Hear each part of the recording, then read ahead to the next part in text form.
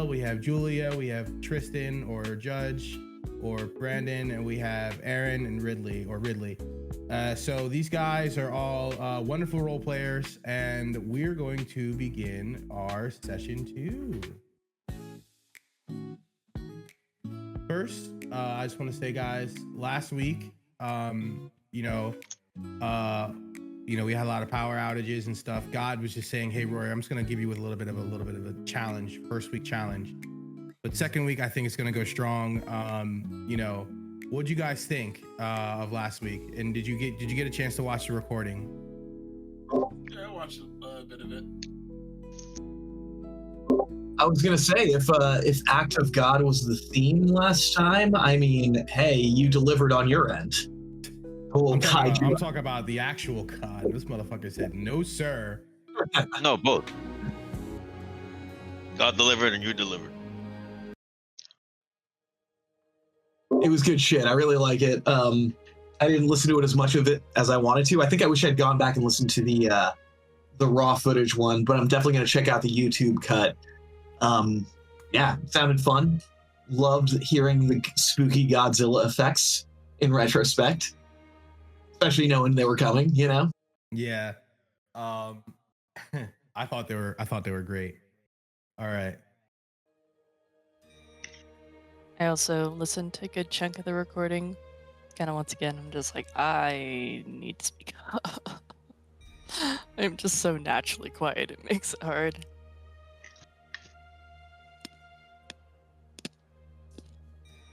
Yeah, I'm gonna try to maybe speak a little louder, even though, testing before, it didn't really make much of a change, but I'm gonna try that. Same. Where last we left our heroes. After stepping off the train from a cold northern land, Jaro found herself in the bustling city of Baldur's Gate. Running late, navigating through the crowded streets, her haste led her to an unexpected encounter with Tristan and the rest of the party. After quick introductions and wary glances, they had made their way to meet with a woman who had summoned all of them, Lady Sindra Sylvan. Inside of the grand estate, Sindra revealed the reason for their gathering: the ominous death curse plaguing the lands. Souls of those resurrected were wasting away, and those at death's door could no longer be brought back. Their mission was clear: travel to Chult and uncover the source of the curse. After some haggling over payment and assurances of compensation, the party accepted the task, and with no time to waste, they boarded the ship bound to Chult, their fate tied to the mysteries of the cursed land. Their journey began peacefully, with the party passing time by sharing stories, drinking to newfound camaraderie, and struggling against the relentless tropical heat. Some drew maps, others wandered on the deck aimlessly, but all felt the weight of the task ahead.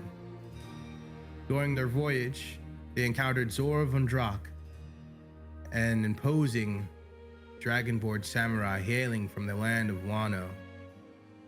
His emerald scales shimmered under the sun, and his stoic demeanor intrigued the party. Though his words were few, his presence spoke volumes. Conversations flowed easily enough, and the curiosity lingered among the enigmatic warrior. But the calm was shattered through whispers, began to invade their minds. An eerie ritual chant echoed telepathically, sending some into a frenzied paranoia, while others were pulled into the investigation. The source? Dragon cultists of Tiamat, performing a desperate sacrificial ritual in a bid to resurrect their fallen deity. The ritual failed, but the aftermath was catastrophic. An enraged dragon turtle, empowered by the failed magic, burst from the depths, roaring, shaking the heavens, and unleashed a devastating breath blast, obliterating the ship in one single furious blow. The party found themselves flung into the chaotic ocean, struggling to stay afloat amidst the wreckage. It seemed like it'd be the end until Zoro revealed his true power. With a mighty roar, Zoro revealed to the party, "Demon fruits are real," as he transformed himself into an eastern dragon, his form coiling through the skies and lightning danced around his serpentine body. The air crackled with magic as the two titanic dragons clashed. The dragon turtle's atomic breath met Zorovann's arcanic might, sending shockwaves through the stormy sea. Claws tore through scales, fangs snapped at each other's throats, and the sky itself shuddered under the fury of the battle. Seizing the opportunity, the party escaped with a rowboat, paddling desperately while the two dragons waged war behind them. Every roar and explosion urged them to move faster, as the sea sprayed drenched with rain as they struggled for survival. Eventually, the party's boat carried them to the shores of Port Nyanzaru, the vibrant and bustling jewel of Chult. Exhausted, soaked, and shaken, the party stumbled through the city's colorful streets, seeking information about the merchant prince who ruled the land. The inquiries met with suspicion, as they managed to scare off some of the locals, but not before catching the attention of Nina, a Harper agent working undercover. Nina led them to a magical safe house where they learned about the Flaming Fist mercenaries and the political intrigues tangled within Port Nyanzaru's web of power. Guided by Nina's advice, the party secured an audience with Wakanga Otamu, one of the influential merchant princes. His charismatic and cunning presence welcomed the party as he spoke with them in his luxurious mansion, villa, the air heavy and intense with intrigue.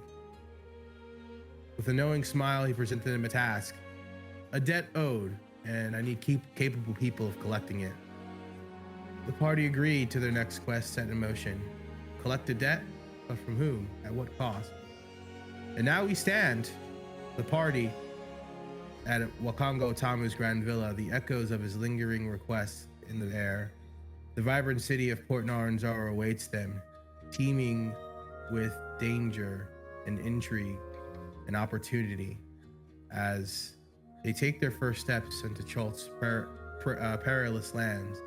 They must navigate the political machinations, deadly beasts, and ancient curse. What dangers lie ahead? Will Zorovann's secret powers be revealed to his companions? And who's the face of those who need to collect this mysterious debt?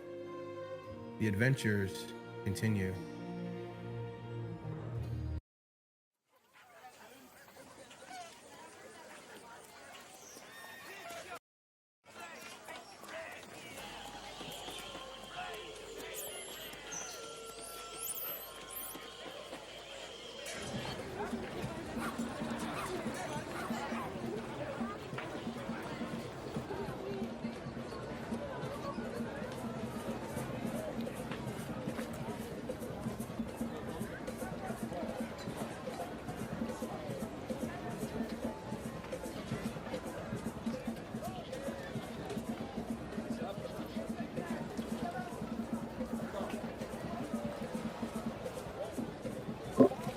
All right, guys.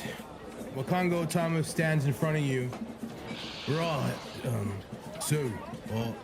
I need the lot of you to go ahead and make your way to collect your debt from.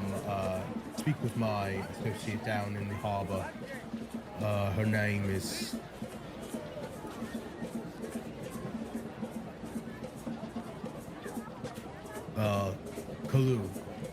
Kalahu. She's a thug down there, and she, for the most part, is a trustworthy bookie for me. I trust you won't have too many issues, but if you have any more questions in general, now is the time to ask.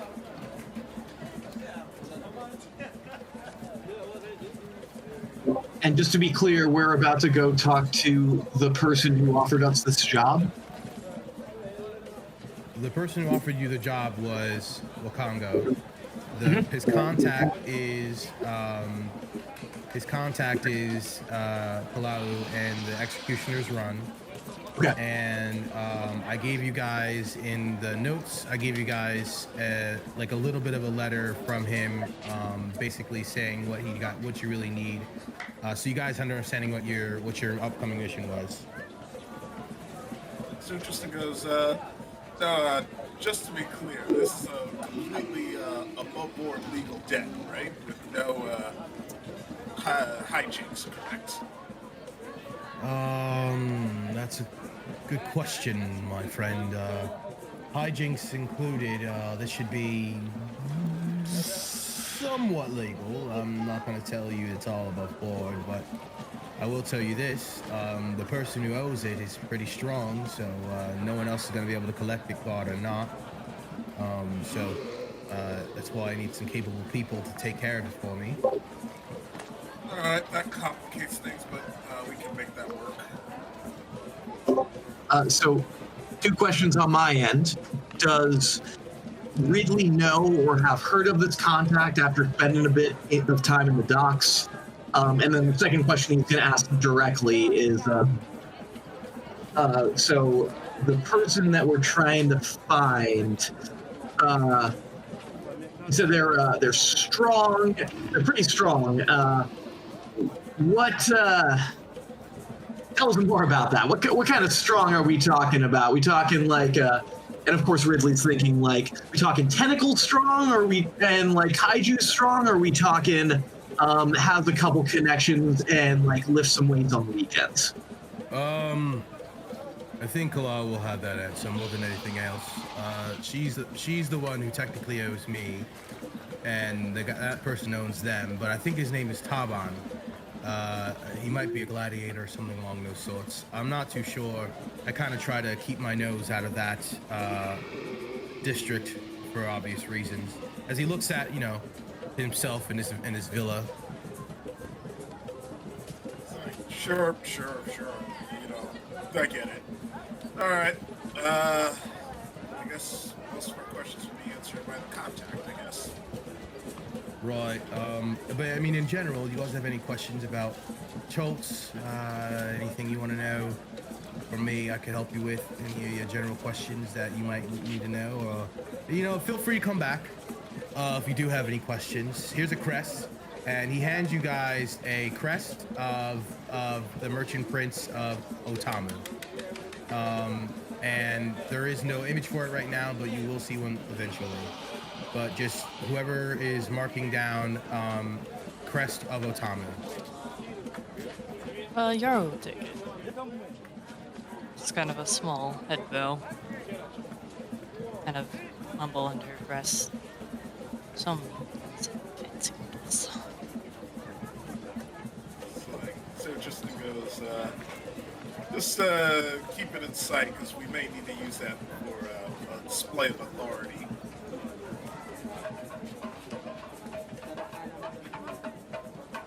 Speaking of authority, what do you know about the? Do you know anything special about the fist here? Oh, right. Yes. So, a little bit of a political issue going on, right? Long story short, about 20 years ago, there was a fella who came here with the Order of the Iron Gauntlet and the Flaming Fist, and they were looking for someone, I don't know who, and they discovered how quote-unquote evil this place was. So they set up some shop at this place called Fort Bellaria. The Order of the Gauntlet set up a shop at a place called Camp Righteous. And then after those two came, the Lord's Alliance came, and then the Zentharum came, and then the Emerald Enclave came, and then the Harpers came. And though their presence isn't as strong, the only faction here who has a pretty strong presence to my knowledge is the Order of the Iron Gauntlet, who is in Camp Righteous, and then also the Flaming Fist. Now, the Flaming Fist took onto their responsibility, that's what they said, is their duty to conquer the evil of the land. And so for protection, they said that the non-adventurers, which is us common folk or Choltons here on our homeland, are not allowed to venture to the jungle because it's too dangerous and they'll turn into zombies. Keep in mind, there are zombies literally everywhere in the jungle. Some places more infected than others. To the south, it gets pretty bad, direct south of here. To the west, not so much.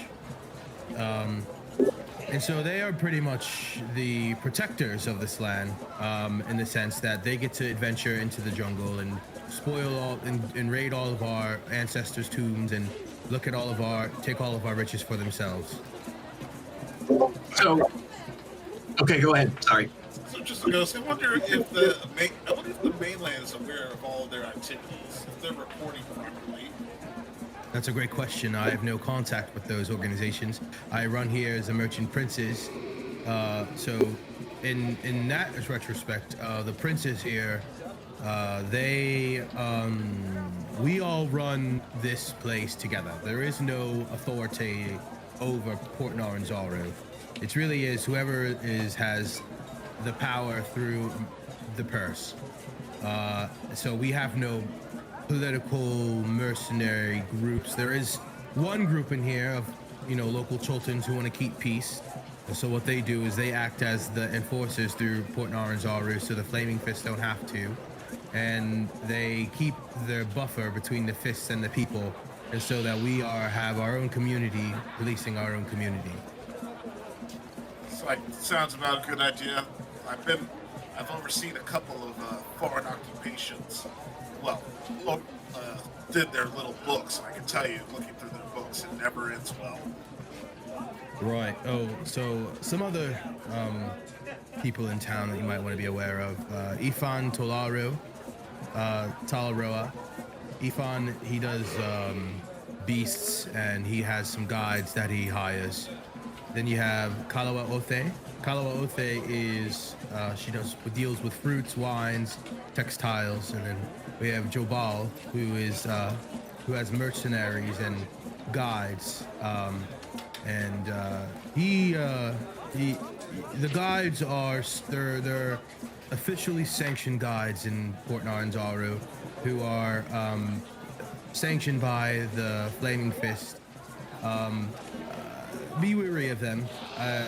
Their names can be found all throughout the town if you ask, but for the most part, they're the people who allow you to venture into the jungles safely. Though, again, as I look at the route of you, I bet you might need some capital first. They charge like 3 or 4 gold a day to go take them out, and it costs 50 gold to even get out. So be wary of that. Get some your coin collected before you decide to venture into the dangerous jungle. 50 gold would be for The writs of adventure. license or whatever. Correct. Right. In any case, we should definitely we'll take that under advisement. We will definitely not go into the jungle unprepared. Right. I believe your biggest allies are the Hoppers. To my understanding, there's only like 3 or 4 of them in town. They all live in a little shack, which is really sad, but they really can't find anywhere else to stay. I guess they just built that shack and the 4 of them kind of just operate out of there. So they might not be of much use to you. I wonder if the Iron Gauntlet is more amenable to help. The Iron Gauntlet aren't even in Port Nyanzaru. They're out at Camp Righteous. Where I have a map here of Camp Righteous, where it's located. He takes out like a little drawing, and when he gives it to you guys, it looks like a segment of the map, like a little piece of your map with a little X on it. It's not very much use if you were just have it on your own, but with your map, it might be very useful. He goes, this is all I really know. From my understanding, these are where they're located. Here's some of the structures and the little X that where they might be. Right. Well, I think we should get going and Hang on, big man. I have questions. Would you slow the fuck down? Sorry, All right. what is it, Ridley? First of all, A, do I know the person we're going to talk to? B, I want to talk to the person about the fruits and know about the devil fruit. That's all I got to say. So what's your question? Point me in the direction of the Kala Olthe person. Also, I do want to know the person we were referenced. Do I know anything about them by reputation or by name or anything like that? You would not. No. This is all the people here are new to you. Like no one here knows any of the people here. The only people you know here are yourselves, Kaylin, and your contact at this point, and Zorovahn, I guess too. Okay, then I'm ready. I'll go. That sounds right. Right. So, best of luck. If you have any questions, feel free to come back and answer. I'll answer what I can. Real quick before we go meet this contact of yours, is there any way that we can get maybe a little different set of clothes? Because I feel like as soon as we got here, we kind of attract a lot of eyes, and if we're gonna be dealing with this little dead of yours, he might just be seeing us from a mile away and think we're trouble. It's gonna be a little harder than it needs to be if that's the case. Yeah, there's plenty of stores in town. I'll point you to some. Here you go. As he tells you a couple different directions where you can get tailored. There's an armorer. There's a blacksmith. He's not going to give you clothes. For the record, how long have we been in town so far? Has it been like 24 hours or has it been like a week? So you guys. So here's the time frame. 3 days ago, you were in Baldur's Gate. You had your little run. You ran into Yara. You guys slept the night. Met with Lady Sylvan. Slavan. I can't pronounce her name because I can't read. You guys got on the boat. You had a day on the boat, and then last night, or you guys rested a day. So the day yesterday, you guys were on the boat and you're about to go to bed, and that's when the fucking battle broke out. And then you rowed your way to Port Nyanzaru this morning, and then you met with that girl. She took you to the harvest place. You guys rested, and it is like 5 p.m. right now. You're meeting with this guy. It's about to become nighttime, and it's about to be nighttime in Port Nyanzaru. Okay, so the clothing is a legit question. We should buy some clothes and get situated. Yeah, that's all I gotta add. And Ridley is very comfortable going to talk to a criminal contact. In the background, while Tristan was asking about how legal is this, he was like, yeah, totally legal, wink, and like really not a subtle wink, but from behind Tristan's back. Right. Kaylin goes, okay, so, all right, guys, listen. Now, I'm part of your group, but did a lot of you want me to stay here with you, or would you mind me going back to the Hoppers so I can start digging up some information for a lot of you about clues and shit for you? So Tristan goes, yeah, that would be a good idea. In particular, I want to know about any dirt you can find on the iron, the flaming fist. I feel there's an angle we could work to get them to drop that coin down to a reasonable price. If we could just get some dirt on them, and maybe we could even save the town from their imperialist aims, I guess.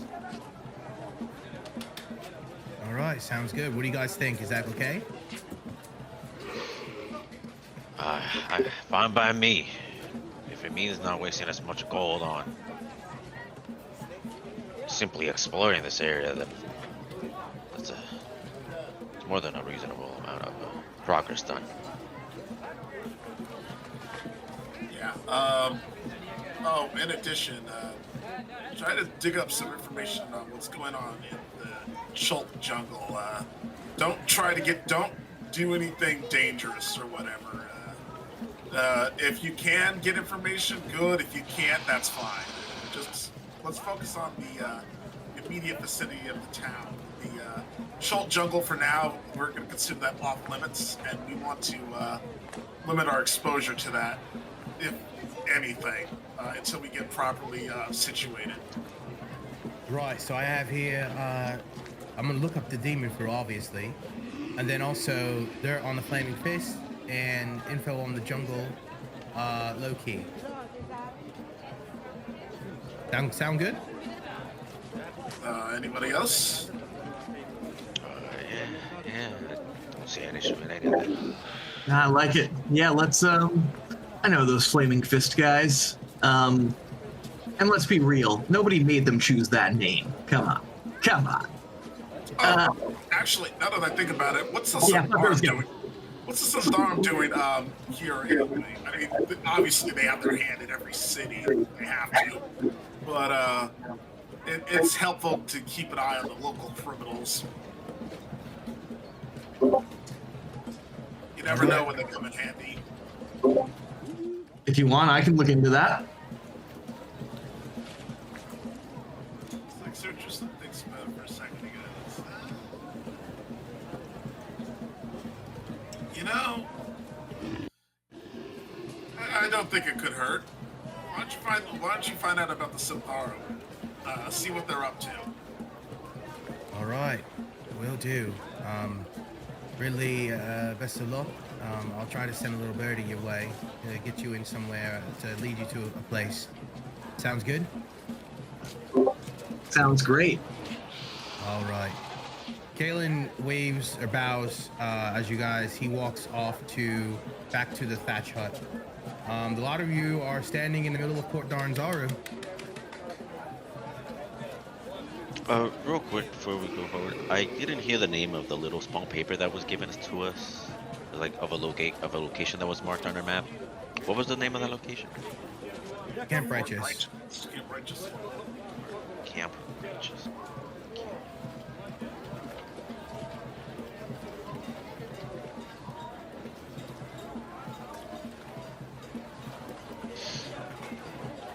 All right. Out of character. Out of character. You guys said you wanted to go shopping, get some new clothes. What are we doing? Bumper's gonna suggest. Yeah. Let's go to the shop. See what they got. Right. Just go to Armory. Okay, we have an armory on the list. What else? Clothing shop to better blend with the people. Okay, we'll go to a tanner or a tailor. Anything else? I know Ridley wanted to go, which I guess kind of might go hand in hand. He wanted to go talk to the fruits and textiles kind of trade prince lady. That's true. I'm probably gonna. Thank you. I'm probably gonna approach casually, and once I know the name of that person, I want to ask about it because at the end of the day, Ridley still thinks this is the devil fruit thing is completely bullshit, but is still hyper fixated on this as a way to rip people off and make a lot of money. So he's more interested. Ridley thinks it's bullshit, but a guy literally told him to his face they're real and then transform into a fucking Eastern dragon in front of them, displaying their power. But they're fake. As far as Ridley is concerned, that's an angle. A god told me it was literally fucking real. So how can you argue with that?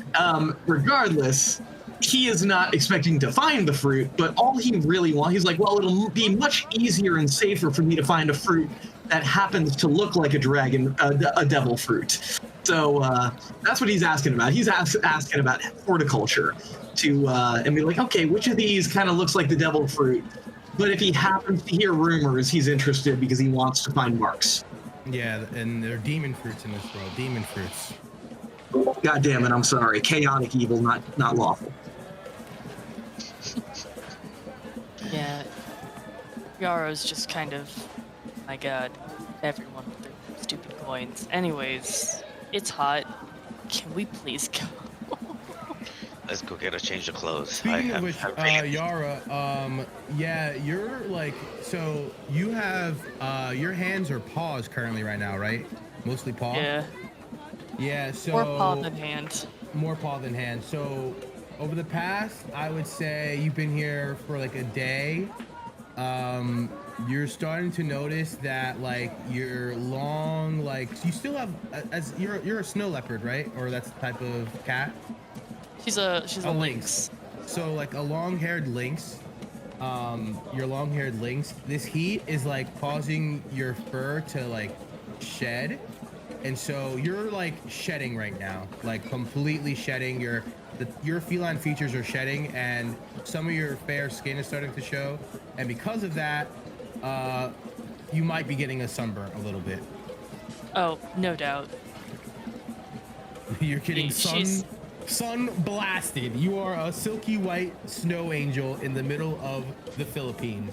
Your shit's getting blasted right now. You know, she's not having a good time. That's something she is gonna see some attention on. It's like she's like, I cannot focus with this. One of the servants walk out of the villa and runs up to you guys as you're leaving and goes, excuse me. The prince told me to give this to you, and he gives you all what he calls a care package. In the care package, it's 10 cans, or I guess they would consider cans, but they're not really cans. They're more of like carts or like containers of insect repellent. Canteens, yeah, of insect repellent, and then 10 like rations, which you won't consider food and water. He goes, this should be good for you when you decide to go into the jungle. Make sure you just, you're aware that like you might need some potions, and also, antitoxins and insect repellents, and some dinosaur repellent as well. He didn't give me any of that, but he told me to give you this just in case. Bye-bye. The young man waves and walks away. Hey, I did have a thing I wanted to throw out to the party, and thing from the last conversation. My understanding of this is that so the Flaming Fist came over, took over part of the town, and is now, sounds to me like they're behaving like some sort of organized crime syndicate here, threatening people, saying, hey, don't go into the jungle because that's our territory and we'll break your kneecaps if you go in there. Are you saying this out loud right now? I'm saying this to the party, as in I pull the party aside and say, hey, let's get a recap on the previous conversation. Are you saying this right now aloud to the party outside while you guys are walking through Port Nyanzaru? Yes. Okay, I'm saying it, continue. I'm going to say it quietly, but I also am unaware if there's any, I'm asking for a reference on where we're at when you're having this conversation. Yeah. I'm saying this out loud to the party while we're walking through Port Nyanzaru. Okay. Sir Tristan basically puts his fist in front of Ridley's mouth, and he says, silence. And he looks around. Give me perception. Count Wampus will look around, trying to. I like to think Ridley would be fairly astute about sketchy people listening in, but he's also mouthy. Judge, you don't. No one. You don't think anyone's watching. You're fine. Sir Tristan goes to Ridley. Just keep operational OPSEC, all right? I don't know if you know what that means, but it means keep your mouth shut. Wait until we're in a place that is secure before you start blabbing about stuff like that, especially if what you say is true. And you say that, and when you guys are looking around, you don't see. Now remember, in Baldur's Gate, you saw a flaming fist there as well, but they looked like normal, just like guards had the flaming fist, like a fist with flame going around it, and you don't see any flaming fists in the actual port city themselves. Like you don't see any flaming fist guards. You see other guards, but they're not wearing any flaming fist insignia. Well, that's good. Anyway, we'll talk later, but I wanna understand what we're dealing with. I want to know if they're actually zombies, because I think that's bullshit. I think the zombie thing is total horseshit, and they're just saying that to keep us out of the jungle, you know, where the treasure is. Like, so just in goes, maybe, but all in their proper order. Let's just do the shopping, and then we'll discuss this at a later time. All right, are we splitting up and shopping? Yeah. Okay. Do that. So Ridley, you walk off. You're going to look for a little birdie. Tristan, you're going to the armorer. Thwomp, you're going to the tanner and tailor. And Yara, where are you heading? She would probably follow Thwomp. Okay, Yara and Thwomp, give me investigation checks. Investigation.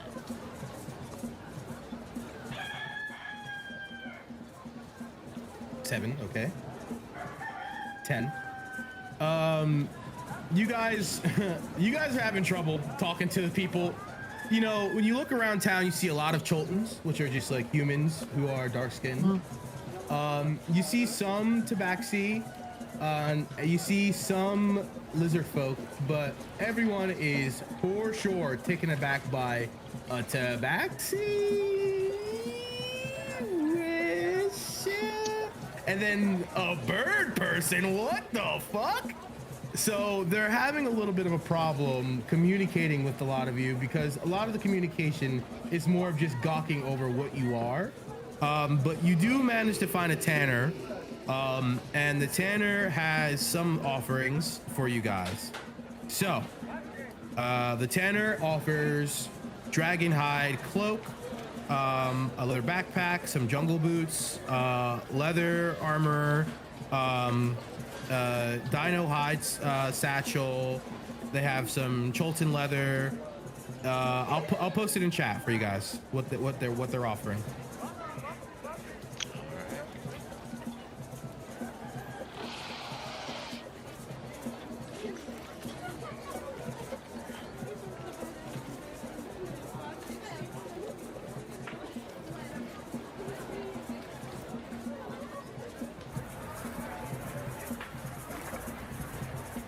So roll 20 guide or Discord?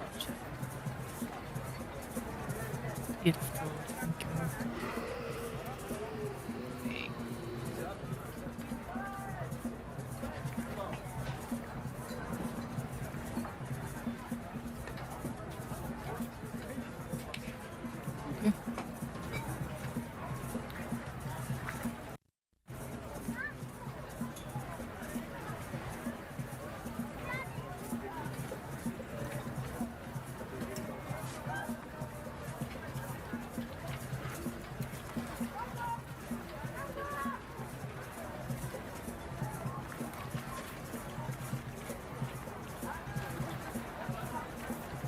While you're pulling that up, Arrow is going to kind of inquiry a little further about the wares given.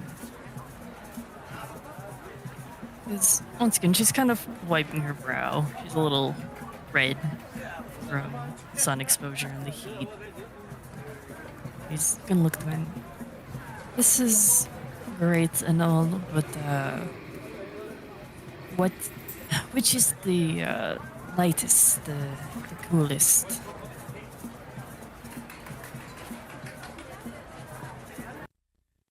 Were you asking?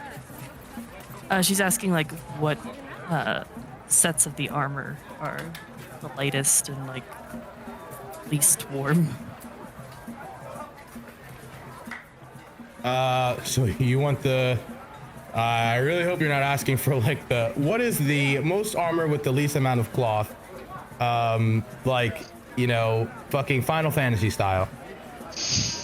Not even that, just like it doesn't even have to be the least amount of cloth. She's just looking for it can be covering, so to speak. If anything, Okay. it's probably better. But she's more she wants something like breathable.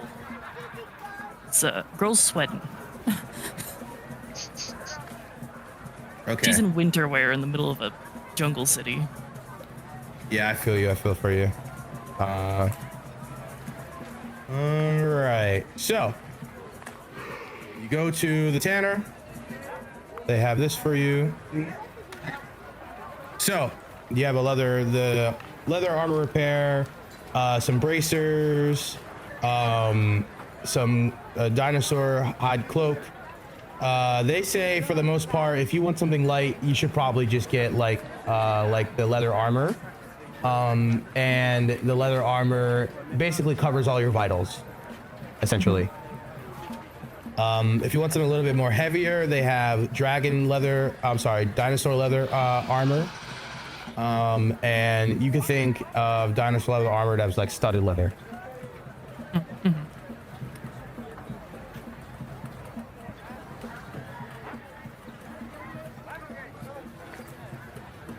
Well, she's kind of meandering over what to do. She's gonna kind of let Womp ask their questions as she's examining the wares.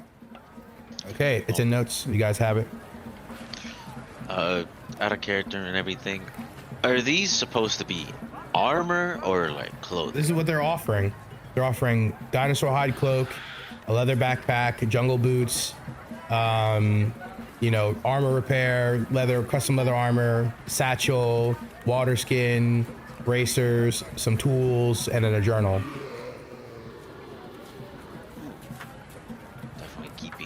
Definitely grabbing that journal. That's for sure.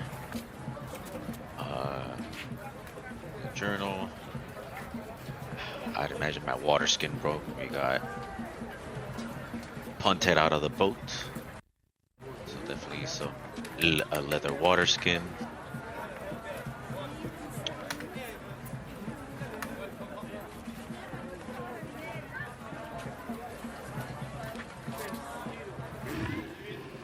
So you're getting what? Starting off with the leather-bound journal and the leather water skin.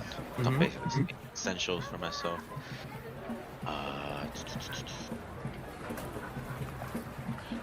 And I was also gonna look for some light clothing, as being from the mainland and whatnot, if you want to call it that. Wears not heavy clothing, but little thick, but nothing made for explicit like protection. Not armor, not explicit armor.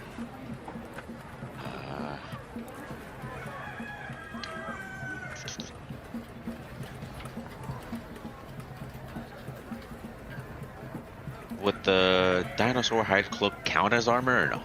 Or just it's a hide cloak, so it's not armor, but it will give you an effect, but you have to see what that is. Going for it.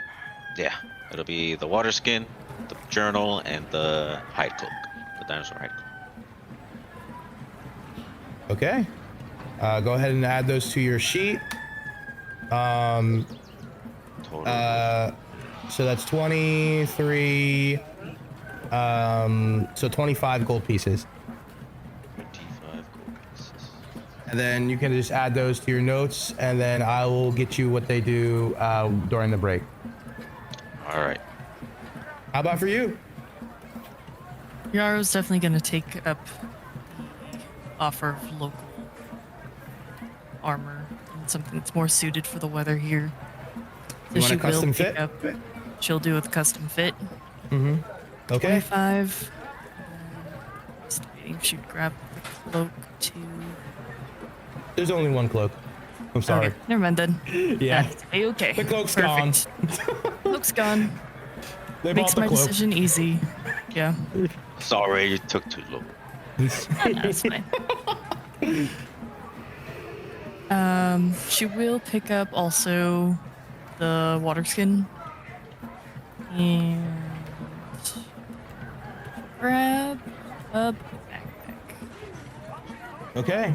Leather backpack, custom fit, water skin. Custom fit's gonna take 2 days. The guy measures you. And so that's 25, 30, and so 32 gold 32. pieces. Yep. Make sure you mark that out of your gold. You should be keeping track of your gold. I will also keep track of your gold. But good to know. Okay. While you guys are shopping, you happen to run into, you bump into somebody, this young boy who has these, like tattered, like, what are they called? Tunic, like a tattered tunic. He has no shoes. He's bald. Oh, I'm so sorry. As he gets up, and his common, like his dialect of common is pretty good. So he goes, I wasn't paying attention, as he starts to run off. I checked my gold bag. I checked my gold just in case. It seems like you're missing a few pieces. I chase after him. All right, then let the chase begin. Yep. Give me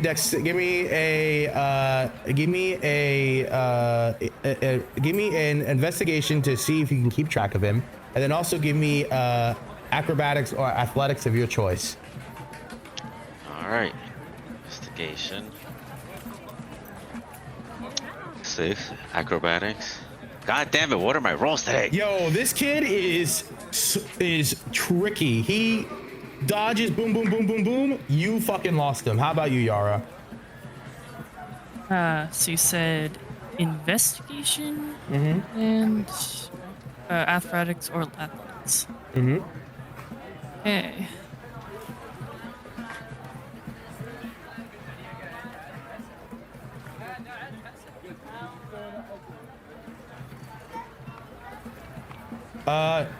You were able to keep up with him, but like he's just so slippery, you lost him completely. You guys, Alright, how much gold are we missing? you guys both lose 5 gold pieces. Damn. I try to using my memory. I'm gonna try to just draw his face on my little journal there. Just Okay. Yeah, go ahead. Cut to Judge. You walk into an armor shop. It looks like a dwarf. The dwarf has fiery red beard, no hair, and he is working away. Ding, ding, ding. Oh, it looks like we got ourselves an outsider. Ding, ding, ding. Where's the trap for sale? So just then brights up immediately at seeing the dwarf. It's like, oh, I'm always amazed at your dwarven craftsmanship. I was wondering, what kind of armors do you have for sale, or you have any custom fit? Hold on, I'm so excited to meet another. I've always been a lover of armor, especially the heavier sets. We got heavier sets for real. We also got lighter sets. So here's the thing, right? If you're wearing armor in Choltz, you gotta get cool lined armor. It's new tech. The cool line armor prevents you from overheating. Basically, if you're wearing normal armor, like you're wearing chainmail right now or plate, your plate, if you go out to the jungle, is going to heat up so bad that you're gonna cook yourselves from the inside like a fucking turkey. Sancherson laughs as he remembers joint training in the desert where that exact thing happened. He goes, "Oh, don't tell me. Good old times." So all my armor here is cool laced armor. I mean the leather armor's not, but neither is the hide. But anything that's metal is cool lace. So the scale mail and a braceplate are both. And I also have a shield here, and I have some ring mail as well. So it's all pretty basic. So you get what you want. What's the heaviest? Well, my heaviest here is clearly my braceplate. Now I have in chat. I have the thing for you, Judge. But the heaviest here is clearly my breastplate mail. 400 gold pieces. How much gold pieces do I have? 200. You have 100 from Lady Sylvine. Then you have your starting gold, which is probably like 12 gold pieces or something like that. 15 at most. Looks like I can't afford anything right now. Well, how much do you have? And maybe we could talk about, favor for favor. Now that I could work with. I got 100 gold right now. I guess we could put it as a down payment. What kind of work you need done? Well, my brother has a forge out in the jungle that's been taken over by a bunch of salamanders. And if you're able to reclaim the forge, you'll have items, magical, that you've probably never seen before. I'm talking extremely powerful magical items. But my brother is now working as a guide, and so he is out of a forge and out of a job. And so if you can go find him and talk to him for me, maybe he will, give you the information needed about that forge. And then if he agrees, then what I'll do is I'll give you this breastplate as a shard of good faith. And, upon delivery, you can owe me the remaining, 300, if that's something you'd be willing to do.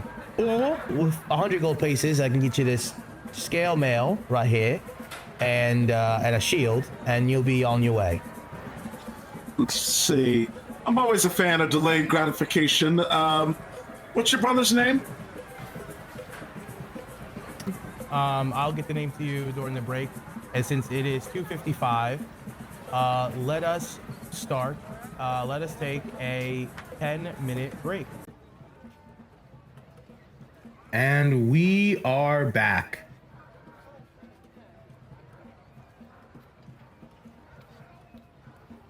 Welcome back, everyone, to Tomb of the Annihilation. Picking up, Ridley, you are walking through the streets. You're looking around. You're going down to the docks. We think where some shady individuals will be. What are you looking for right now? Have I gotten the name of so I have it written in my notes, Kale Othe, and that could be super wrong. But the one who does fruits, wines, and textiles. Yeah, you're looking for the merchant prince Calliope. Calliope, that's it. That's the one. And give me an investigation. Hang on, let me get my window up here. Oof, that's not a good one. Not a good dash. Is not in the dice. Yeah. Yeah, you keep pronouncing the name weird. Everyone's like, who? This guy is so weird. No one wants to talk to you. Apparently, word's getting around town that you freak people out with your weird necklace. So now no one really wants to talk to you. Give me another one at disadvantage. God, how low can I go? Did I get? Was that two there? I rolled. Okay. So yeah, no luck. But you bump into this little young man, this boy. He's about 2 inches smaller than you, and he goes, "Oh my God, I'm so sorry." Wait. Well, hey, watch where you go. Is he trying to pick my purse? He's immediately like, is this fucker trying to pick my purse? Insight.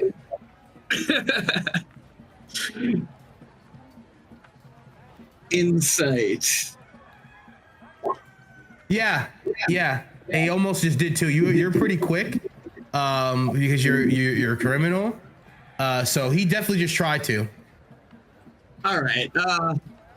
I'm gonna grab this kid. He's 2 inches shorter than me, right? Yeah. I don't often run into a kid who's 2 inches shorter than me, so I'm gonna take the opportunity to grab him by the scruff of the neck, or like grab him by his shirt, and be like, "Hey man, nice try, but you picked the wrong person to fuck with." And here's the thing: I want to cast fear on him, but I don't want to terrify him to the point where he freaks out. But I am going to get a look in my eye, like I'm thinking about it, and I hope that. And I'm saying, how about? So do you want to do this via magical means, or do you want to do an intimidation? This is going to be an intimidation, but let me just lay out where I'm going with this. Okay, go ahead. I'm going to be like, okay, random criminal kid from the underworld. might be able to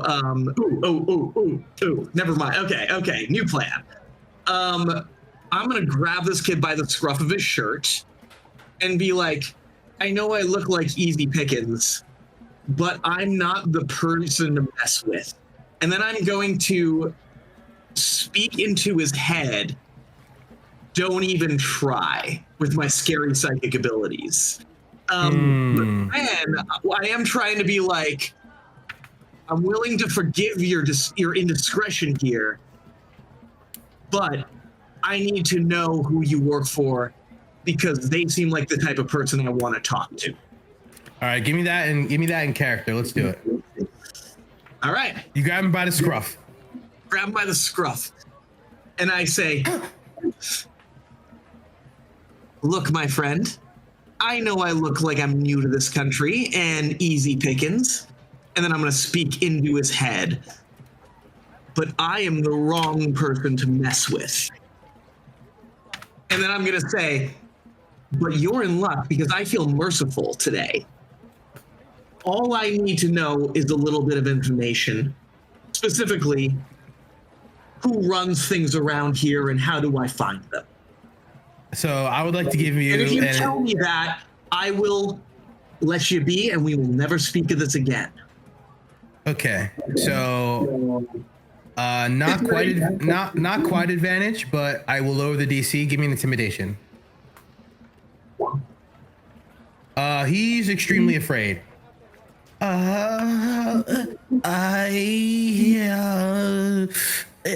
Fine. Fuck, fine. Shit, come with me. His demeanor changes from like a child to like a grown adult. Like, fine, come with me, you piece of shit. God damn it. And he starts leading you down to towards Executioner's Row. Okay, I'm gonna flip him a silver though, while he starts leading me in that direction. Okay. Hey, like, good boy. You're making the right decision. Lead you to Right. So he leads you to this place. I'm sure you can see what's happening right now, right? Ridley? I can't. Let me switch back to roll 20 in my tabs. Oh, there we go. Cool.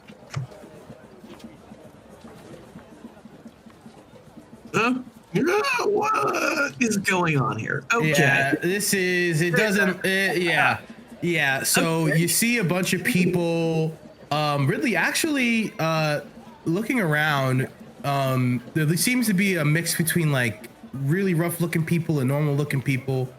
And then there's like this giant pit. It looks like a guy who has just like, there's like 5 dead bodies in this pit with blood everywhere. And this guy's standing around beating his chest. Fuck! Who wants to fight me next? Talban is undefeated! Talban is undefeated! And the kid goes, fuck, come with me, please. As he guides you into this this bar up here. And right, you go inside the bar. All right. And so inside the bar, so you guys go inside the bar. So you guys go up into this bar up here. And inside the bar, you see there's like, it looks like it's like a rundown bar, but there are like a few different like barkeeps and what have you, enjoying. And then he goes, crew next coast, we've been caught. And one of the bartenders goes, God damn it. All right, come in, sir. As they take you into a back room, and there you see the infamous patch you are all too familiar with. The Z with a serpent and a strike in the center. The one, the only, the Zintharum. Good. Just the folks I was looking for. How convenient. Convenient, I guess. Who are you and why are you in Schultz? Well, DM, let me ask you. So my understanding, my thoughts, Ridley has had them dealing with the Zentarum, worked for them, made some money off them. Hopefully not on their good side, not necessarily on their bad side. Doesn't have anything particularly against them, but also knows that they're often very well connected and might be people to know. And that's kind of his attitude here. There isn't a lot of deception going on. He's not trying to be like, hey, let me try and like go in and like be a mole. He's like, I'm just trying to find out what's going on in the city and who knows what. And you guys seem like the people to go to. And so on that note, remind me what he was looking for with the Zentarum connections in the city. I don't know what Ridley's looking for, brother. You're the writer of the story. Give me whatever you want. You make sure it's just in character. Sir Tristan basically told him to find out what they were basically doing. That's all he cares about. I'm not gonna allow you to. I know that information, because that'll be metagaming. So I would say no, Sir Tristan told him that earlier. So thank you. I was asking my party members to remind me, not you, DM. So from the back of Ridley's brain. Ridley would probably remember that Tristan did ask him that. But you know, so I'll let this one slide, but I try not to have the step-ins like that, metagaming like that. If the character remembers. All right, I'll take better notes. All right. So I go in and basically I'm trying to bluff using the name of some of my connections in Waterdeep mostly for people I know and who don't currently hate me. I'll be like, hey, I know this guy, but also trying to make it sound like I'm more important than I am. And then I'm like, I came in here on a few personal errands for some people, and then immediately nearly got robbed, and then found my way to you through obvious reasons, you know, and then kind of like give a grin to that kid if he's still around. Nothing to do with the kid. I'm just quite good and know what I'm doing. So. Well, what's your name? My name's Roka. I'll give my real name. Ridley Copperfingers. New in town. Roka. Nice to meet you, Ridley. Roka. Well, appreciate the warm welcome. Like I said, I'm not here to cause any trouble. I'm here to find some things out. I figure my connections in the Zentarum might be able to help me out. Plus, I hear you got a big flaming pain in your ass right now, fist size, you might say. And you don't mention. Let's just say I don't like those guys either, and maybe I have some friends who might help you do something about it. Now that I'm here with some people. Well, now that you mention that, come here. As he brings you into the back, into the private room, and he goes, so, you know, some of the Zents and we've been investigating these fucking annoying ass flamers. And so we kind of put some of our little birdies in there. And so we believe that the flamers are working with the pirates and they formed an alliance. And any ship that comes in the sea, they are just letting the pirates ransack. And then any ship that comes in from Baldur's Gate, they let free. And in exchange, the pirates cut them a deal. But we have no proof of this, honestly. And the only way we would really get proof is if we can maybe get you guys into Fort Valarian and have one of our spies go through their stuff. But we really have no proof. We've just noticed that pirate ships are hitting every ship coming around the island except ones from Baldur's Gate. Which I believe is the reason why they're able to operate the way they do here. Well, it could be because the ones from Baldur's Gate are getting attacked by dragon turtles. But that actually never happens. The dragon turtle's usually pretty kind, and he just wants an offering and then he lets everyone go. So I don't know why he did that. Maybe you guys refused an offering to him. I don't know. But then another one came. It's actually pretty cool. No one really knows what's going on there. There's actually a big something happening down by the docks with that. But, you know, anyways, so... Real real quick. I want to get back to that, but like, what's going on down at the docks? Well, there's an operation to save all the people who are on that cruise ship, that ship coming in, and clean up all the debris out of the bay.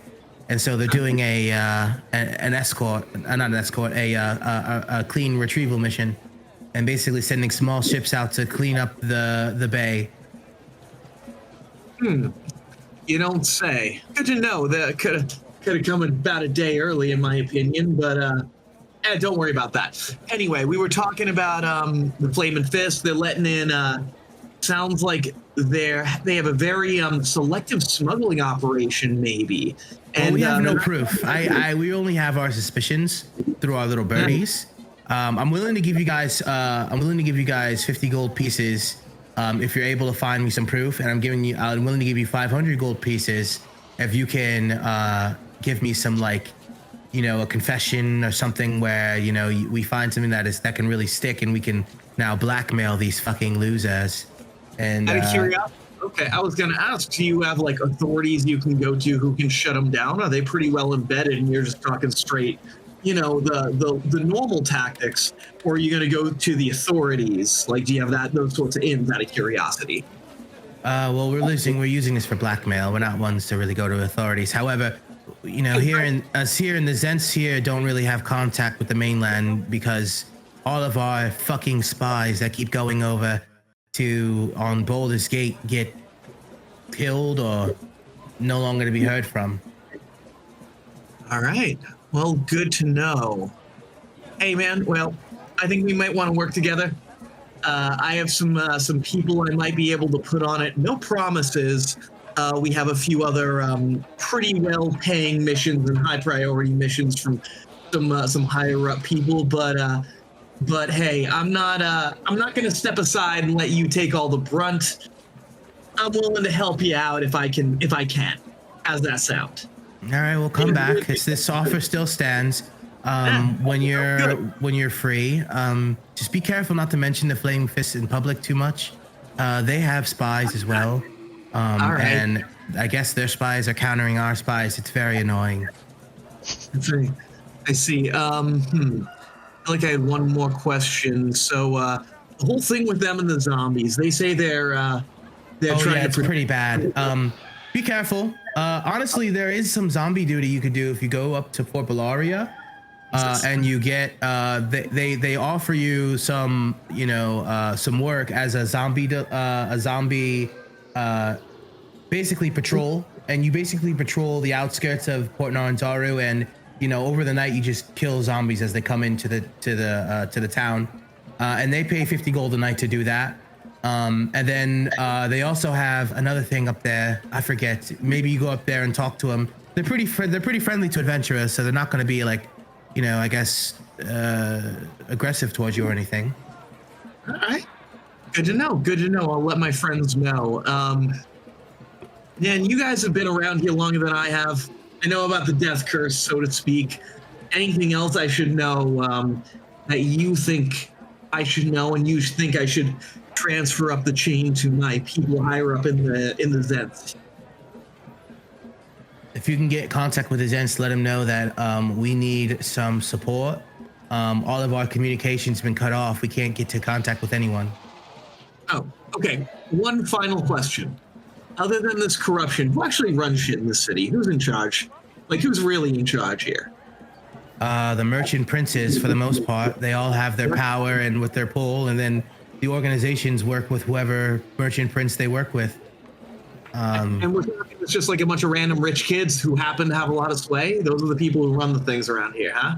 Pretty much. There was some type of ruling class, but that's ancient lost history. Maybe you can find that out in the wild, but I don't know it, and a lot of the locals are unable to communicate their history because, for whatever reason, they burned all of the history books, and who they are the Flaming Fist and the Order of the Gauntlet. For some reason, thought it was a good idea to do that, and then when the Order of the Iron Gauntlet left, and went to Camp Righteous, the Flaming Fist really came through and just removed all of the history, so they really don't know much. It's really shit, Right. if you ask me. Okay. All right. One last question. It's your third last question. Hey, well, hey, no need to be rude, but I'll get out of your hair as soon as we can. Merchant princes. Of these, any of these I should know more about than others? Any of these that'll be more helpful or extremely unhelpful to jump out? I mean, the merchant princes for the most part are pretty fine. They all have their own machinations that they want to get into. They all have their own agendas. All right. I don't know. Right. Don't go destroying their shops and villages, and you'll probably be fine. I'll do my best.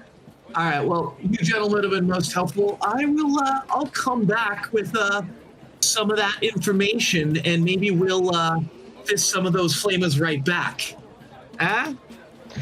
What? Never mind. All right. Hey, get this guy out of here, and hey, try not to get fucking caught, you dumbass. Right? Why are you trying to pickpocket someone who's clearly a fucking Zent? This guy's clearly a Zent. I'm sorry. I tried fucking doing it, but he seemed like a fucking easy mark. I know. That's why I'm so good at what I do, is I seem like an easy mark. Next time, learn better, kid. See, he has a good point. And you exit the tavern.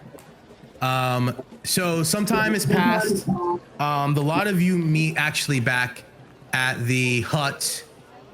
Hold on one second. Let me clear my screen.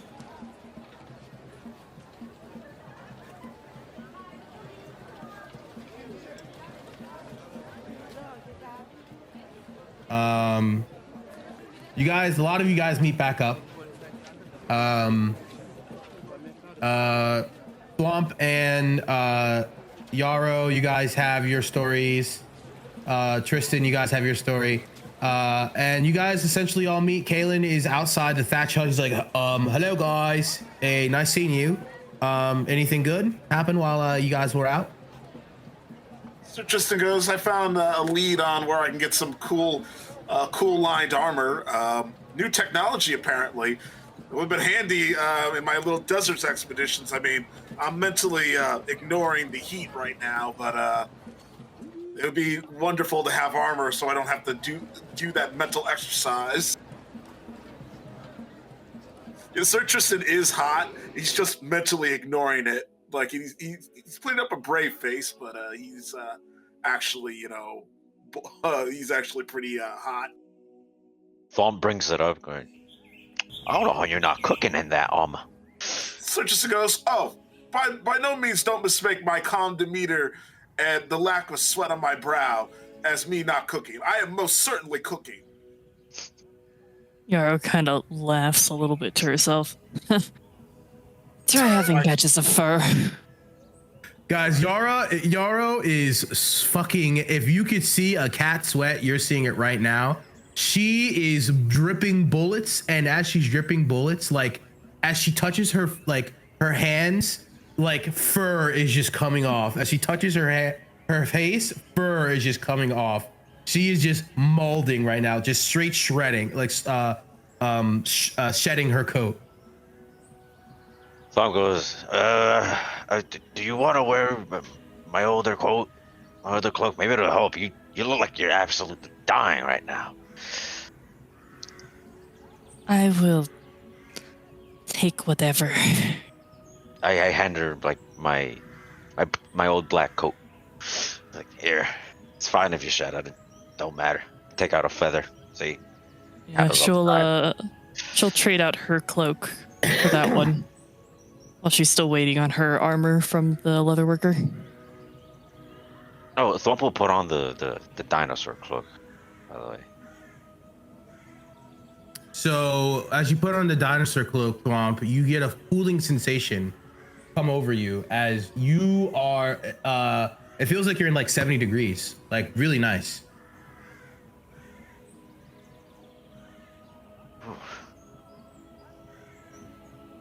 I'll keep quiet, not be a dickhead.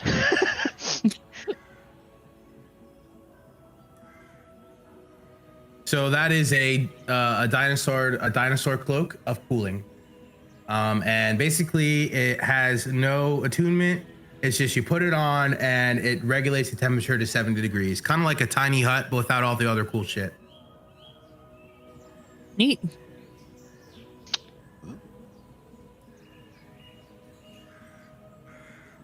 All right. Well, that was money well spent.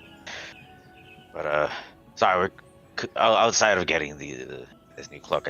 I really couldn't get any info out of anyone. Nobody really likes talking to me.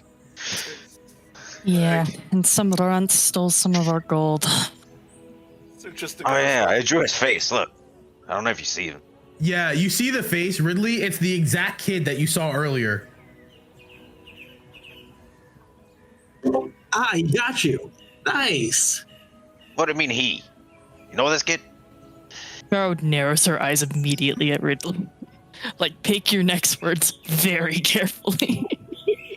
Like Sergis just looks at both of them and then looks at Ridley and he just sighs and he goes, all right, let's head inside and let's make sure we are all inside in a secure location before we say things that we will all regret.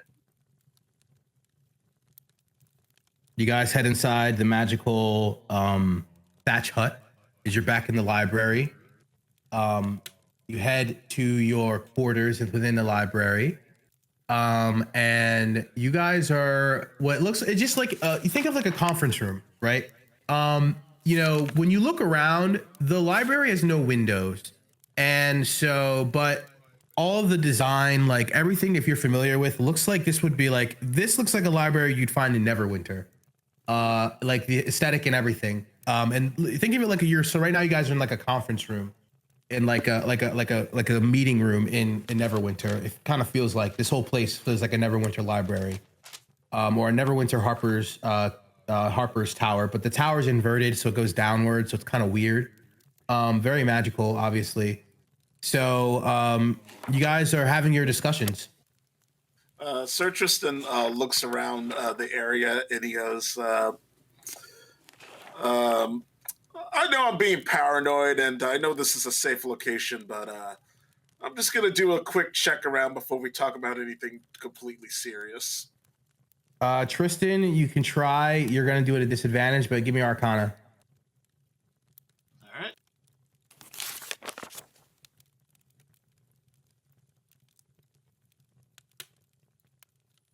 11. Yeah, for the most part, I mean, this place is super duper fucking crazy magical. And so if you're looking for something that might be scrying on you, you magically can't really find anything like that, but you're also not trained to do that. So you really can't put your finger on it, whether it's happening or not, but this, for the most part, this feels secure. Right. He's not looking for anything magical. He's actually just doing a spot, spot check. He's just looking for people or whatever. He's just doing it for habit's sake. Right. It's like, all right. That puts my mind at ease. Any of you find anything? Like Ridley, what about that snatch purse you encountered? Yeah. What about this little kid? Oh, that kid.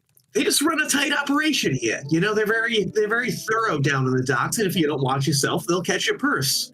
Did you get a little chummy with this little guy? Because he stole some 5 gold out of me and her. I didn't get chummy with the little guy. I got chummy with his bosses, and I found out what the Zents are up to and what the Flaming Fist and their opponents might be up to. So, if you want to know more about that, that might be a little more relevant than you being a little careless with your gold purses. You should know better. Next time you see that kid, you tell him that he owes us 10 gold, or rather, he owes you because he'll probably don't even know who the fuck I am. Sir Tristan straightens up in his seat and he goes, "The Flaming Fist, you say? You got dirt on them?" And I'm just gonna kind of pass on what I had already heard, that they are selectively, basically allowing or creating issues for any ship that's not directly from Baldur's Gate. And then, of course, taking over the town, and of course, what we knew with the zombie stuff, et cetera, et cetera. Sir Tristan thinks for a second. He goes, "It sounds to me like there could be, if this is true, they would be committing massive, and I mean massive amounts of tax fraud.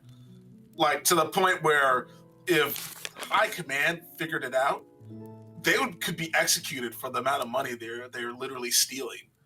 Like when I formed the Order of the Cog, one of the things that the higher command told me, they stressed to me over and over and over again, was that all money must be accounted for and all money must go to the proper commands. The government needs their money, essentially. I wonder if they have a book, that they have to have some kind of books or whatever. And they have to have some kind of means of hiding this money. They can't just be, having it at the fort. Like, that would be too easy.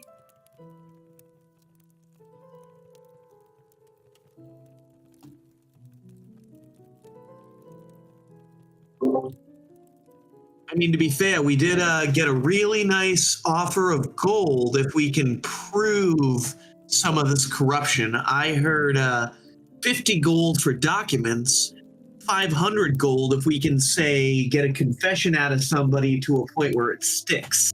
So just wanted to throw that out to the crew. If we want to make it easy, 500 gold.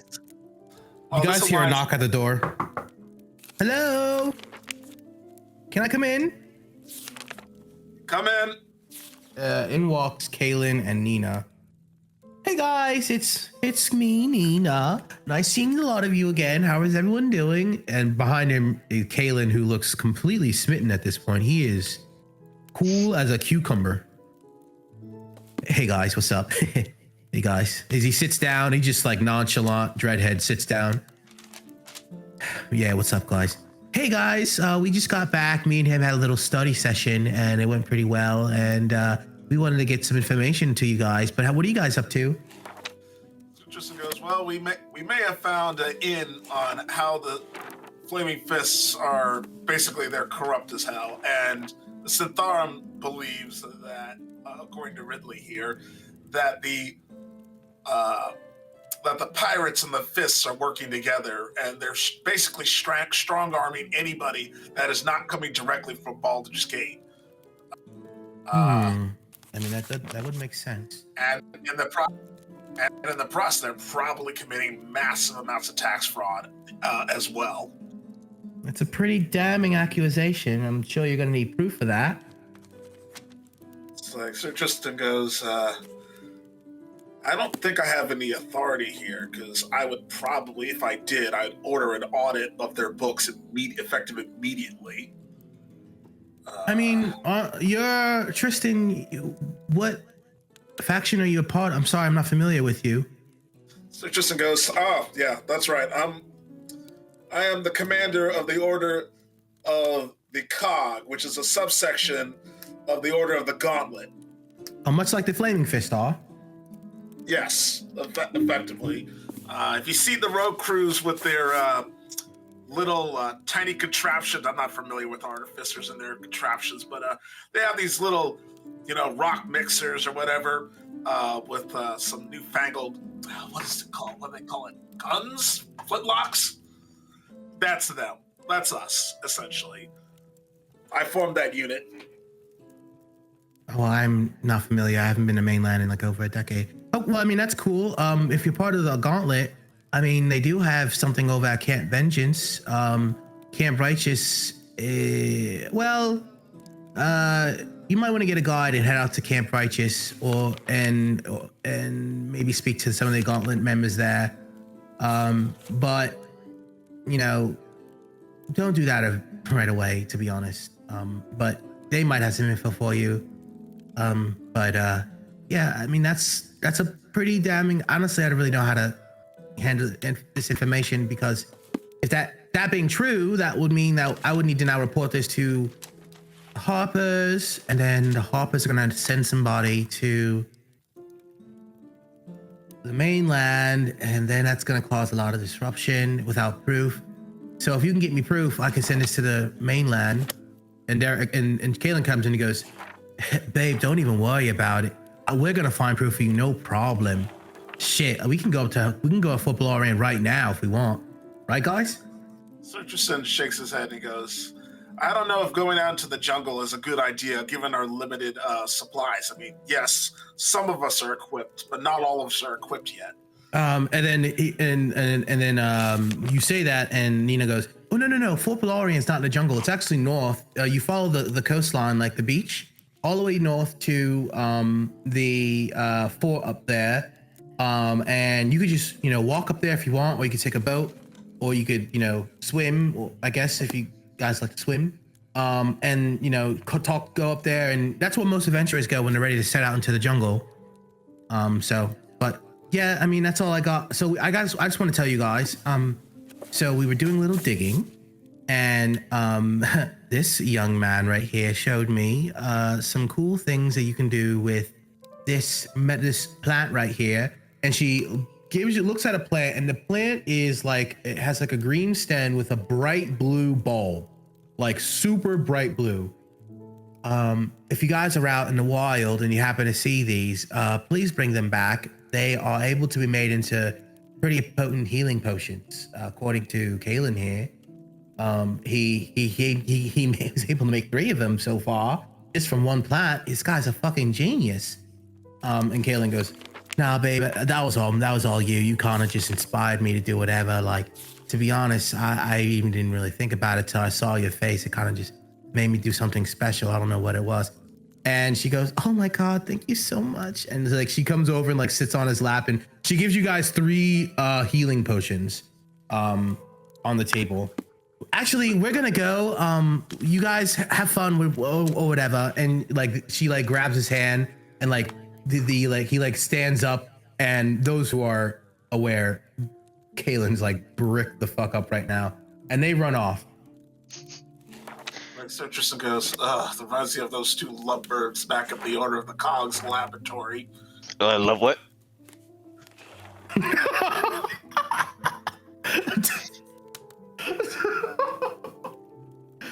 Little accidental racism. It's like, what, the laboratory? No. I'll let it slide for now. What, I said lovebirds. Yeah. What do you mean, love birds? It's like, it's a term used for, and he looks at Thwomp and he goes, "Oh, I see. Right. Am I missing something here? It's like, well, just know that these 2 people were insufferable, love-sick people that just couldn't keep it to themselves, and they would gush all over, and they would do research together, much like these 2. Don't get me wrong, they did quality work for me, but oh God. Oh gods. Look, is there more of this terminology that I'm gonna have to be hearing every now and then? Because I'm not from the city, so first time I hear lovebird, and you're associated with like openly horny people out here. So, is there any other terminology I'm gonna have to know? It's like, well, there's you know what? I'm gonna keep my mouth shut. No. I like to know more. I like my knowledge. It's like, so Tristan takes out a little book and he's like, "All right, well, you asked for it." Cut to the 2 of you having this discussion. Ridley spoke of the offer given to you, correct? Yeah, definitely. Okay, so it's been about an hour. You guys still have your active mission. What is the plan? So Tristan thinks for a second and goes, "Why don't we shelve the Sitharum and the Order of the Gauntlet and the Flaming Fist for now? Let's get cracking on that. What's it called? Debt. Finding down the debt. Yeah, cool. Like, maybe with some more money in our pockets, we can have more options. and maybe we can. The more friends we make, the better. Especially when we go up against the Flaming Fists. I feel the more friends we have, the better, and the more people that owe us, even better. True. Favors do go a long way. I just want to get through this city nonsense so we can actually get out and hunt. Is this? Are you mentioning this more because of like the claustrophobic, feeling of the city, or the heat? Because I feel like the heat is gonna be a constant here and the jungle. The heat I cannot escape. I wish, but claustrophobic city, I don't do this. Oh, same. No worries. But yeah, then we all agree to get this Galahu situation dealt with. Yes. Yep. Also, I think it's probably not our best interest to take too much time regarding main hosts. Dread princes of power here, no?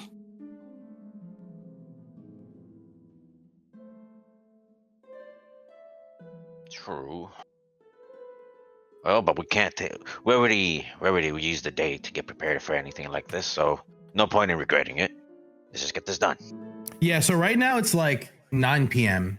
ish. No, I would say no, it's around 7 p.m. ish. And you guys have done all the things you've done. And you guys are deciding to, what are you guys doing? You guys are setting out into the city to figure out about Kalau? Yeah, let's do that. Mm-hmm. 7 p.m. We still got a little bit of sunlight. Yeah, the sun is Actually, starting to set. It's like dark basically at this point. Okay.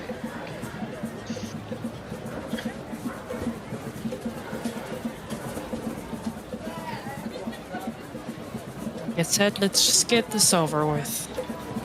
I'm a hunter, not a debt collector. Sometimes those are the same. So just goes.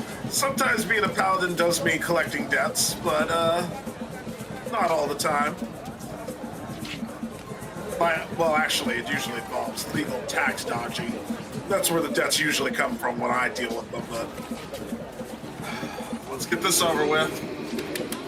Most of my debts are dealt in blood and loss. Those are the best kind. You don't want to know what I've been doing, what I had to do. Say some people are usually pretty upset. Skilled monsters. Enough to turn to one. So, where are we going, guys? You know your mission is supposed to take you. Do you guys know where you're going? Do you guys know what you're doing? We're going to the port, right? No, didn't Prince say that Kalau was an executioner's run, or is that just where she works at it somewhere? Yes, they said there was an executioner's run. And our little hut is an executioner's run, no? No, it's not. It's in Beggar's Row. It's in a different place. Oh, Beggar's Row. Right. So we need to head to Executioner's Run, right? Someone add 3 healing potions to their fucking inventory if we just leave them on the table. All right.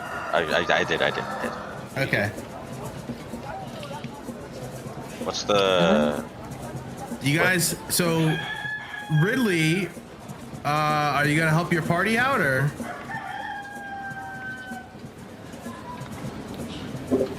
I forgot what the question was. Oh, we're going to Executioner's Row. Okay. Sorry, I just got your message. Okie doke. Ridley, you take your party down to the Executioner's Run, where the lot of you see again, a guy in the center this time with like 4 dead bodies, blood everywhere, saying, "Tabard is unstoppable! Come and get me!" And you see someone taking bets, who kind of matches the description of what you're looking for. Someone give me, actually, why doesn't everyone give me a perception check? Perception. Let me do a normal one.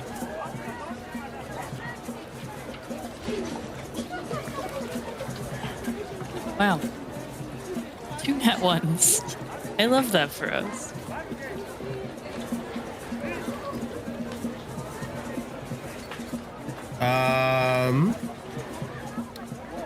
Two nat ones. Okay. Thwomp, 17. Thwomp, you notice. Wait. Oh, we have 2 Yaros. Sorry. Thwomp, you notice. Kalahu, in the corner taking bets. Imagine a description of what you guys are looking for. I turn to the party and I go, she's right there. Or at least I'm pretty sure. All right. Let's go meet our contact. Sir Tristan walks up to Alon and goes, we're here about our job. We're here about our job as given to us by our mutual associate. And Yarrow, show them the thing you got from our concerned party. Yarrow's gonna reach into her borrowed cloak and kind of keep it low, kind of tucked away, but flash the crest that Gonga gave them. Oh, I see. The lot of you must be here for the debt collection. So you're taking on my offer, huh? Okay. You see that guy over there? He owes me 500 gold. But that fool is too stubborn to pay. So he's been drinking his shame away at the Thundering Lizard. And I bet you his last coin that you'll find him fighting in the pits, itching to prove his strength. You know, bring him to his senses and I'll pay you 10% of whatever he owes me. Just don't kill him. I need him alive to settle my debts. Good luck. And she says that, the guy like gets out of the pit, and you know he like gets out of the pit and like basically he's like and like walks off. And now the tailing begins. Give me, everyone, perception checks.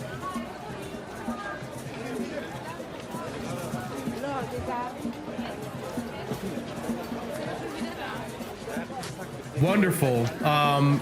Ridley's got something on his mind. He's not really paying attention, but a lot of you are able to follow him.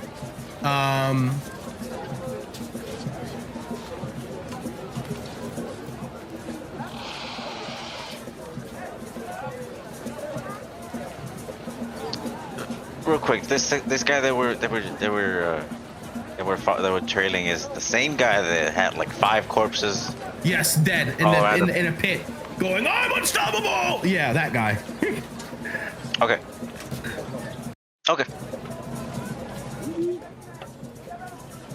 You guys see him over here as he goes through a couple guards, gives a nod, and walks into a building. All right. Here we go. Move your tokens as you see fit. Do what you need to do. Keep in mind, if you look at your tokens, you could like, I'm gonna show an example.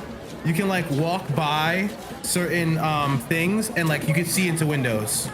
You know what I'm saying? So You know, feel free to be creative here. Okay.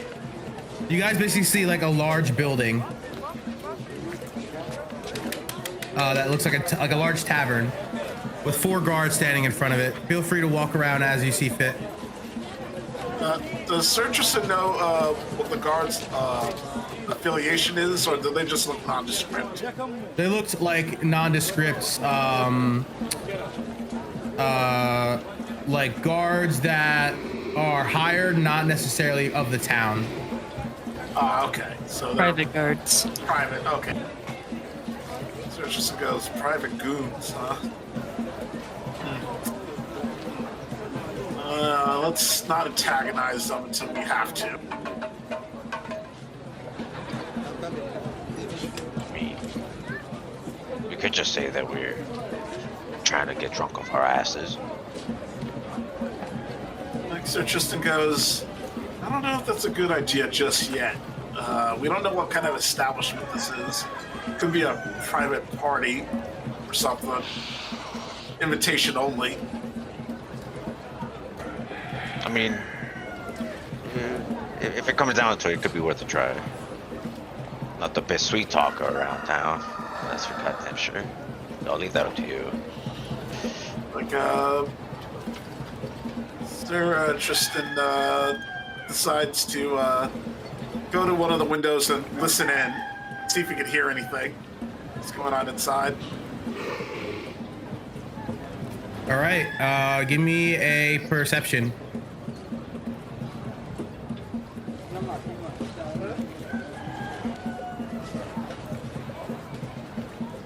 Rara's gonna kind of pick up on what Tristan's doing.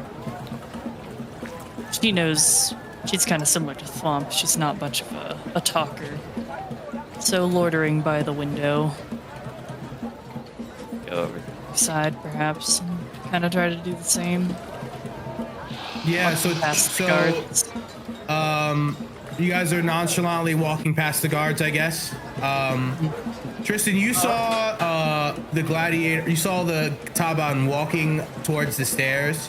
A lot of you looking in, you're seeing like a bunch of random people in there. A lot of them look like, you know, people who belong maybe part of the fighter's pit. Maybe they're a bunch of bandits. You're not really too sure. But feel free to walk around the town, talk to people, do whatever you got to do. Sir Tristan is going to try to find a random person on the street that passes this place by, see if they know anything. All right, Tristan. It's like, Sir Tristan calls out to a random person. Hey, hello, good sir. Who are you talking to? This guy? Yeah. Yeah, the person walks up to you. Hello. Hey, how are you doing? How can I help you? It's like, Sir Tristan goes, gentlemen, say, you see that big building behind me? Yes. Thundering Lizard. Yeah. Tavern. Yeah. But do you know what kind of people frequent that place often? Only people out in there are ordained fighters in the fighters pit or the gladiators pit. And then at night, I think around like 11:30, they open it up for the rest of the public. Well, thank you, sir. Anything else you might know about the place? I know that outsiders look easy to spot. Careful. He like walks away. Just a nod, like, thank you, good sir. You've been very much helpful. Sir Tristan waves. Sir Tristan walks back to the party and goes, all right, here's the deal. This place is an exclusive, let's just say, meeting point for the fighters, people that fight. They're ordained, basically, fighters. You have to be good at fighting in order to get up in there. They opened up the place at 11. to get in, and that's probably why the guards are standing there. I doubt we're going to be able to get in because we don't have any clout in the minor arena. So anyone who's in there is probably already on a list, I'm guessing. So just a nods, probably. There goes my plan. It'd be nice if we had our narrative well. We might be able to sneak in. Speaking of which, really, you know what? Actually, it's 4 o'clock. Let us take a 10-minute break. Sounds good. Give me a chance to catch up on it.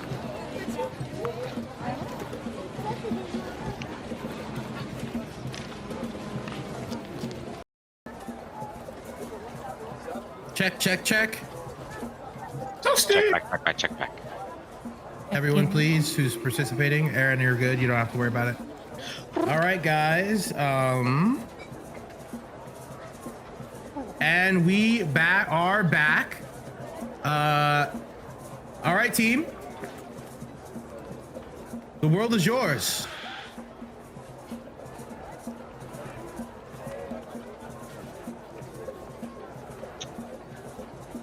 What are we doing? Sir Justin's gonna go talk to some more random strangers. He's gonna ask about what's the mark, essentially. He's gonna ask Taban, yeah.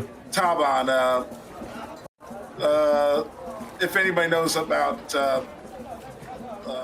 what he likes, what he doesn't like, if he's in trouble with other people or not, other than his debt, of course.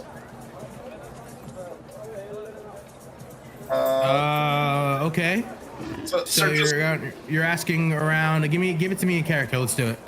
So Justin walks to what's this person next to me? A commoner, just like a shopkeeper. It's like so Justin goes, "Hello, good shopkeeper. Is business good?" Hello.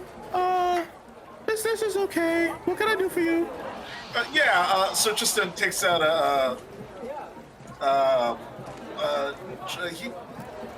he takes out a picture. He's like, "Do you know this man? He's a boisterous fighter. You know, he's been around town. You know, he brags a lot." That's Taban. He's strong. Do you know anything in particular about this man? You know, I heard he's, you know, quite on the winning streak or whatever.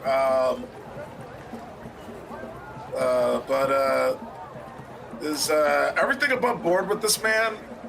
No, he likes to beat people up and then take all their money.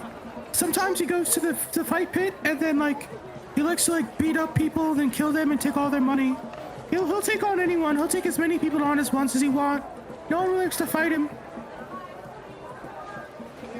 Except when he gets into the gladiator pit, and then he loses, and then he gets really upset and he beats up on weak people. Thanks, Richardson. And when was the last time that happened, actually? Well, the last tournament happened last month. The next one's not going to happen for another 2 months. So, he's probably upset about his last tournament, when the beginning of the... Well, wait. Actually,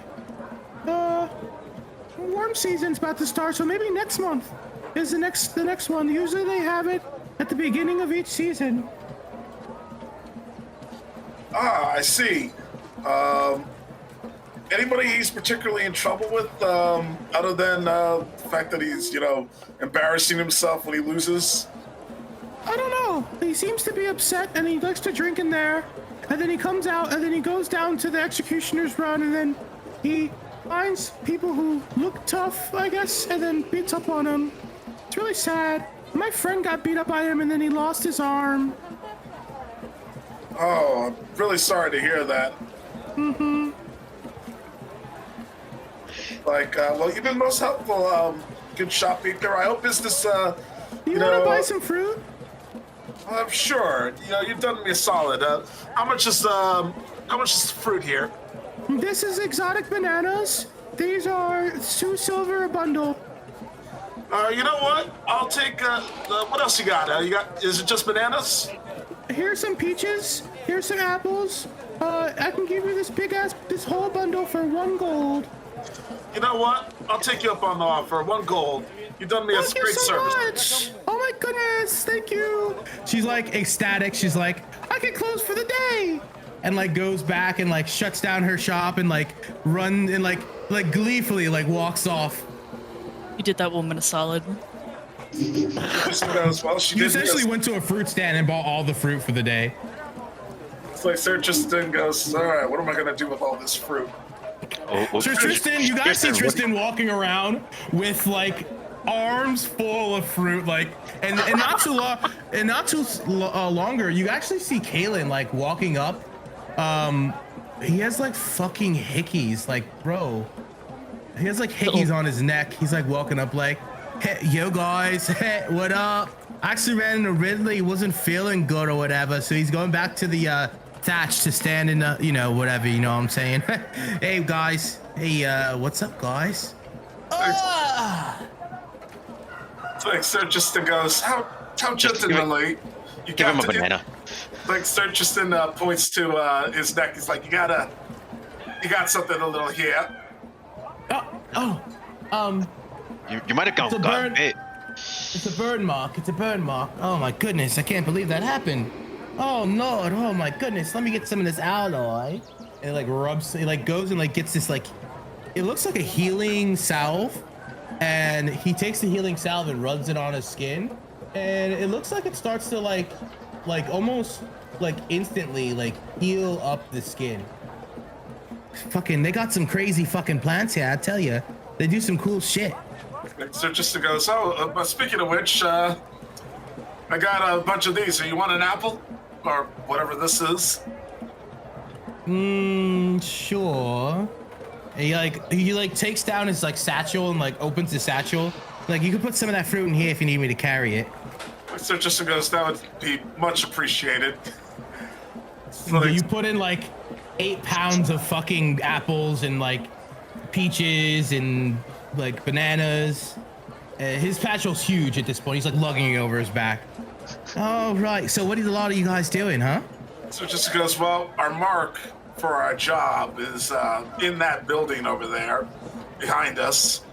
And we're trying to find dirt on him or an angle that we can use to intimidate him into just paying us his debt off. Apparently, according to that lady that I just talked to, he likes to beat up on weak people when he particularly loses or whatever. He's currently just basically going around beating up what he thinks are strong people. And you know, basically emasculates them to make himself feel better. Every once in a while, the person's actually strong and, well, gets his ass handed to him. And then he throws a little tantrum, apparently. Apparently cut her friend's arm off or something. Nasty. Oh my fucking god, this guy kills people? What the fuck? Oh yeah. We find him with 4 corpses around him. What the fuck? Wait, what? This guy's a fucking killer and nobody's doing shit? Kalen walks over to the fucking guard. Hey, fucking mate, you hear this fucking dumbass killing people over down at Executioner's Row? What the fuck is up with that? Why didn't you do anything there, huh? And he like pushes the fucking guard, like, come on, why don't you fucking do something? And you see the 3 guards like fucking like, stop, stand back, as they point their spears at him as Kalen like takes a step back. Hey, what the fuck, mate? Like, so just goes, hold on. It gets him by the collar and just like, don't do stupid stuff like that. What the fuck? Oh, sorry. And just pulls him back. Yeah. Like, sir, just to go, so my apologies, good sir. Our friend, he's inebriated. Yeah, he's inebriated. He's intoxicated. This will not happen again. Fucking whatever. You guys are soft. Listen. So this guy kills people. So we could just kill him then? No. No. No. John Wick needs him alive. Oh, right. Okay. All right, I mean, I could do some stuff. Why don't we go try to fucking catch him? Why don't we just like straight up like just like beat his ass or something, right? I mean, he kills people. No one seems to care. And And actually, I then- think Kalen might have a point. It So seems just- that he could easily be baited by it, especially if he thinks he can win. Sir Tristan goes, as strange as it sounds, that might not be a bad idea. However, it should be a little bit more structured than that. I think this guy gets off on challenging what he thinks are strong people. If we could humiliate him, we could probably get him into a position. We might be able to get some leverage on him, and then all we have to do is say, pay your debt, and we can. I got a plan. So, Sir Tristan huddles. Everybody goes, all right, so here's what I'm thinking. I'm thinking we get this guy. This guy's a braggart, right? He can't help. I don't think he can help himself. So what we should do is we should get him to fight one of us, one-on-one, right? And we have a bet.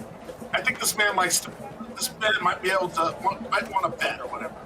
And the plan is that we beat him in a straight-up fight, one-on-one, and then he owes a massive amount of debt, right? And then we say, here's the deal. We're willing to forgive this debt if you pay your original debt to the merchant princes. Not bad.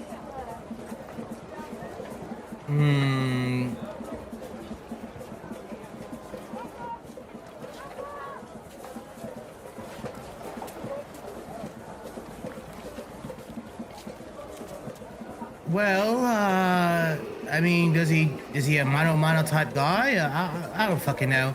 I'm here to beat some ass. I can do with magic. I'm down for whatever, to be honest. I'm gonna go look around and see if I can find him. I'm trying to see if I can sneak in here, maybe fucking steal his money or something. You see Kalen start walking off. Like, or just because I can only end poorly, but whatever. I want to go behind him, but I also don't.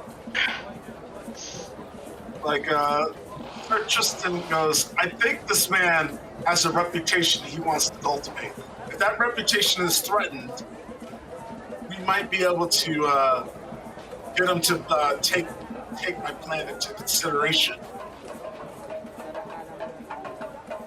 Sounds solid enough to me, but my next question would be, which one of us would he fight? Thwom goes, and I just points at Tristan, fully clad in armor. Like, Sir Tristan pounds his armor and he goes, why me, of course? It's like, the plan is risky, and what better way to hold the risk than for the person to suggest it? I don't mind some risk as long as the means of survival are there. It's like Sir Tristan goes, all right. So here's the plan. We're going to, we need to find a place that's very public, and we're going to, you're going to, basically issue a challenge this guy in the arena. Okay. Actually, hold on a Why second. not just the bar behind us? It's full of fighters. He can't back down. Sir For the Tristan ones goes, watching. Tristan goes, that's a wonderful idea. Sir But we Tristan- gotta get in there first, though. So Tristan walks to the guards and he goes, No need. hey, what would a person have to do to enter a fine establishment for opening? Like these people inside. Yeah, you gotta fucking be a fighter then, mate. Go down to the fucking Executioner's Run, go into the tavern, there, sign up to be into the Gladiators Academy next month, and you'd be able to get some access. Or if you had a crest of a merchant, you could probably come in here. But nobody gets those these days, not in this fucking area. Yeah, yeah. They'll all of them start laughing at you guys. Elbow Tristan, just kind of like, do you want me to flash it? Tristan goes. So Tristan slightly, gives Yarrow a little hand signal and goes, reveal it, basically. Yeah, once again, she kind of pulls her cloak aside, pulls out, kind of once again, coveted, but flashes Orkonga's crest towards the guards. Oh, Does this change your mind? oh, oh, oh. A lot of U.S. Congo. Oh, right. Oh, Right. yeah, go ahead. Move. Go ahead. Go ahead. Tristan, Gonna walk in. So Tristan enters the room and he clears his throat. And he goes, "What's the guy's name again? I forgot his name. Taban. Taba."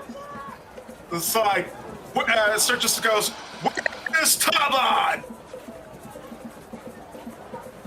Hey, let me in. Hey, guys, let me in. I'm with them. I promise. I'm with them. Guys. Do we hear this? The door's shut. You guys say, "Where's Taban?" And the bar falls quiet. Everyone is now looking at you. Like Sir Tristan goes, "I hear you're a faked." Sir Tristan's playing a heel essentially, and he's like, "I hear you're a fake, and you can't find anybody worth a damn." Yarrow kind of smirks over at Tristan, like, "Damn, this is pretty good." Also, Yarrow's completely unfazed by all the eyes on her, because once again, as a shifter, she's used to walking into places and being treated like a lycanthrope. You guys are pretty fucking dumb coming in here demanding for one of our champions, huh? Fuck you think this is? See a man step over to you. So Sir Tristan goes, "All I want to do is fight a man one-on-one and prove that I am the strongest. Like your champion, if he has any balls, he'll come down here and he'll challenge me one-on-one in the arena at Execution's Run." You guys hear a window open and a guy jumping. Oh, shit. You guys seem pretty fucking dumb, huh? One-on-one, you wouldn't stand a fucking chance. He'd probably take all you lot of you on fucking at the same time. If he's so Make brave, room. then have him take all of us on. Fine. You lot take me on first. You see everyone like starting to like fucking move the fuck out of the way. Everyone's like, ah, shit. You guys see a couple other people though. They start making their way towards the front.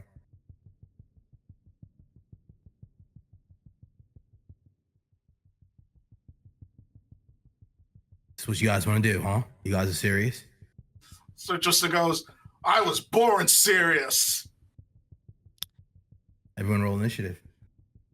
Yarrow's also gonna kind of look at this. It's like, what do you think I do? Huh?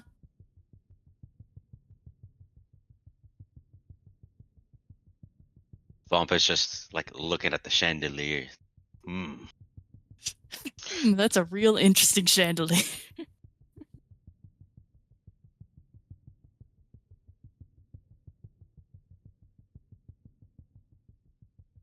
Damn, my rolls are ass today. This is why we love the dice roller. We love rolling in chat. Dun, dun, dun, dun, dun. Oh yeah, it's anticipation. Okay.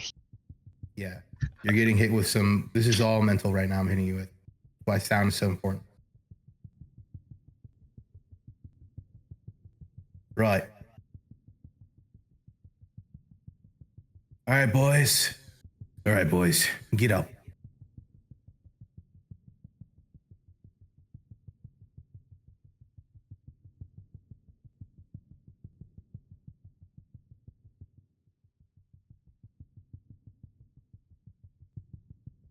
His turn first.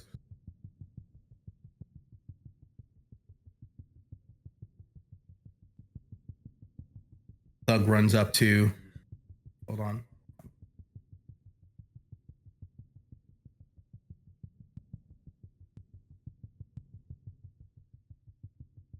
Thug runs up to Tristan, takes out his mace. First attack.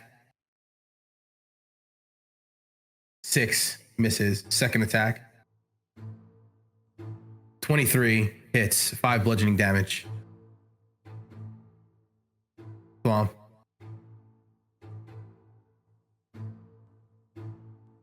Thwomp with his quarterstaff goes and tries to go for the knees on this guy. Trying to get to buckle him. Man. 15. That hits. 9 bludgeoning. That hurts. And a monk unarmed for my bonus. 14. That hits. 4 Nice. bludgeoning. That hurts. This guy is bloodied. You just fucking beat the shit. Pop, pow! 2 strikes. Blood comes flying out of his mouth. You learned my name quick enough. That your turn? Yeah, I am my turn right there. This guy's turn.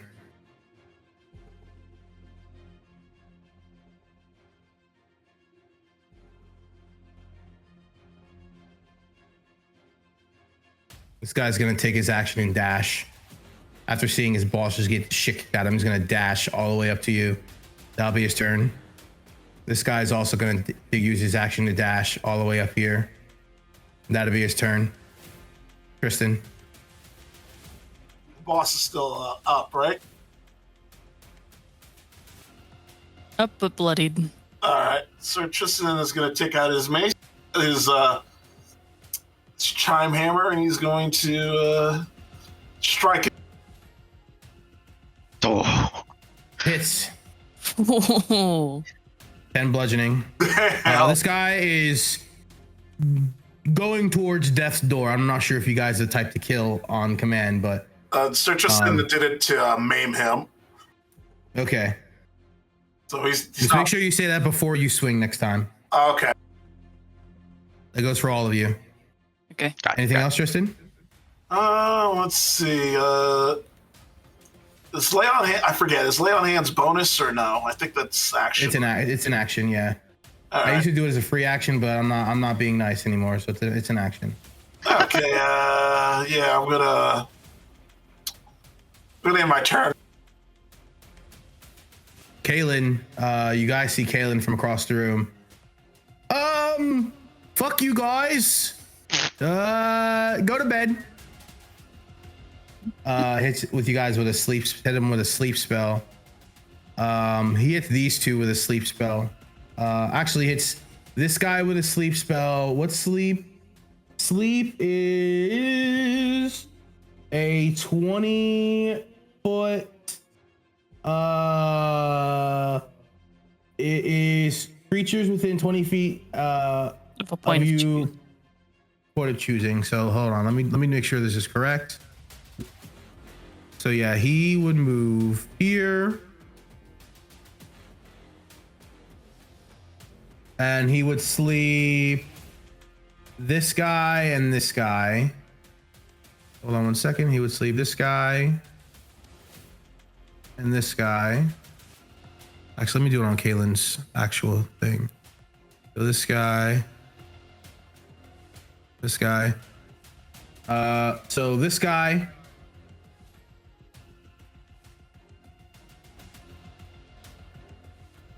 Sleep. This guy's still awake. That'll be his turn. Oh, this commoner's on the order. Yara. Okay.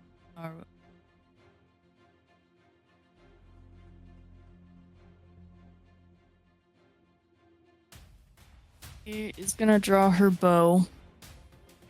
Not aiming for anything vital. She's not sure if they want to fully take you guys down. But she's gonna draw one. It's pretty much in front of her. Guy. Oh. Nice little 16. That hits.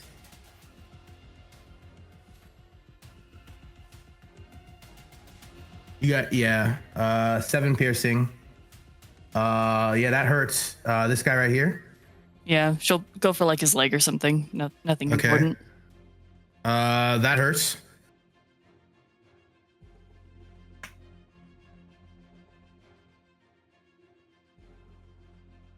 That is it. She doesn't have too many bonus actions or anything at the moment. Okay, this guy's sleepy baby boo boo boy. Thwomp, you're up. Thwomp. Thwomp is gonna go try to. Now that this guy's asleep, he's dealt with. He's gonna try to incapacitate the guy that Yarrow just shot. I do like a 180 and just quarterstaff to his legs again. Boom. Let me see. 21. That hits. 9 bludgeoning. That hurts. Yeah, this guy doesn't look too good. He's looking pretty fucked up. He's like, oh fuck, pow, and you hit him on the where the arrow is, and the arrow actually lodged deeper into his leg, right above his knee. Well, all this is bludgeoning, and I'm not trying to kill right now. So just in case it reaches a threshold. Okay. And with my bonus action, I'm gonna like open palm, just try to like break his nose. 10 misses. Fair enough. That's your turn? Yeah, that is my turn. This guy's like, these guys are no fucking joke. Attacks. 1 hit with the mace. 9. Misses. 20 hits. 3 bludgeoning. Ouch. This guy does the same. 20 he does 5 bludgeoning. All right, looking pretty And bad. Swings again. 14 Misses. Okay. Tristan. Let's see. Is the guy in front of me asleep? Guy in front of you sleeping, yeah. These 2 guys right here are awake in front of Thrawn. One's fully healthy, the other one is fucked up and bloodied. Both of them are beating on Thwomp. Tristan is gonna. The one to the right is the one that's fucked up, right? Right. The one to the left. The one to the left. The one to the left's the one that's to the fucked left, up. right. The one This to the guy. left. The one to the left is fucked up. All right. He's gonna move here, and he's going to not to kill. Yeah. He's You keep in mind, if you move here, you have advantage. perfect. Okay. So Tristan moves behind the guy, and he moves to. He's not planning to do any lethal damage. He's going to cripple the guy's legs with his chime hammer. Okay. Advantage?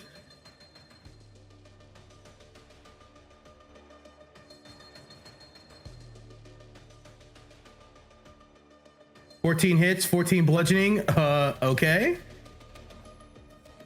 Yeah, he's fucked up. He's really hurt. He's bloody. You break his leg pretty bad. Is that your turn? Yeah, I'll end my turn. Kaylin is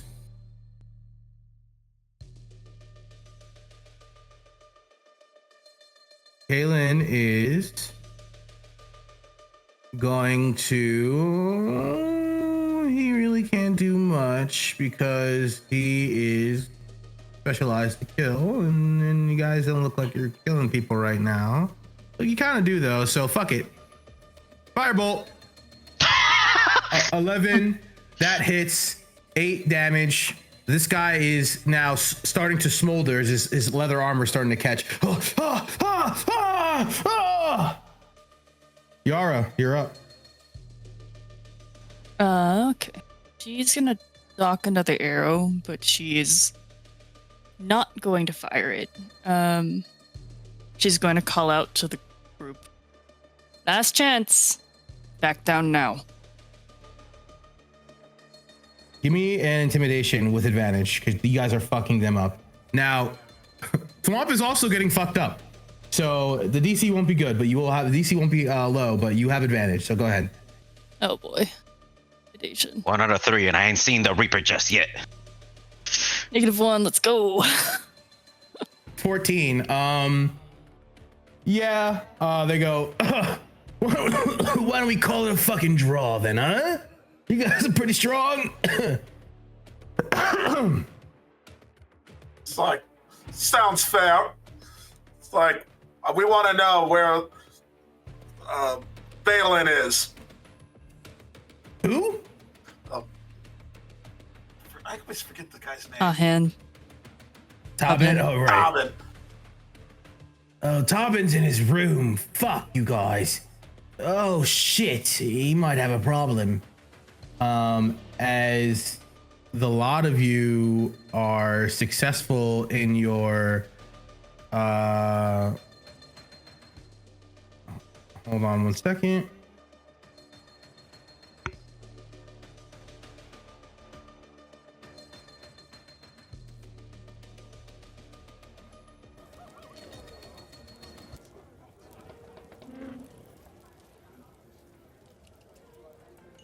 You guys are out of initiative. Nice.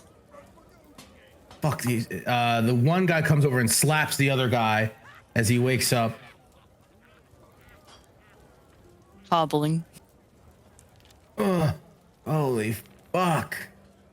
Oh fuck. And they all go off to go lick their wounds. Everyone's still pretty awkward, but they start making their way back to their seats. So I'm like kind of stumbles to Kalen, trying to keep his posture. I was like, you got any of that healing salve? This probably won't help too much, but you got one of the healing potions I gave you. I didn't want to waste one. Fine. Like, how much are the healing potions?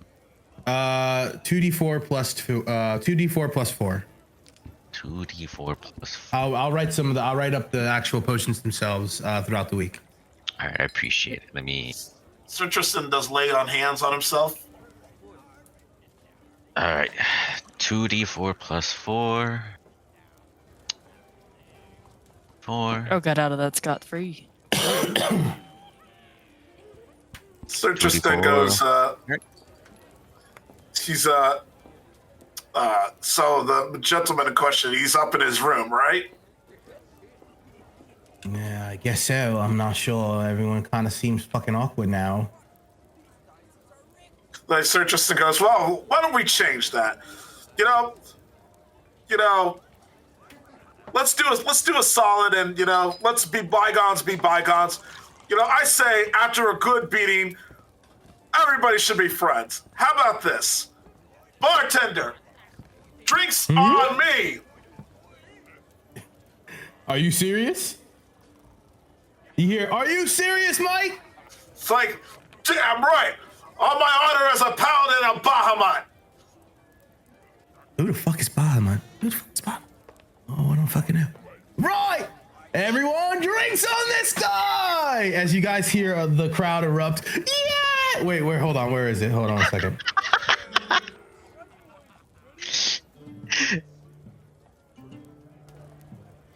Where is it at? Oh, it didn't work. Here we go.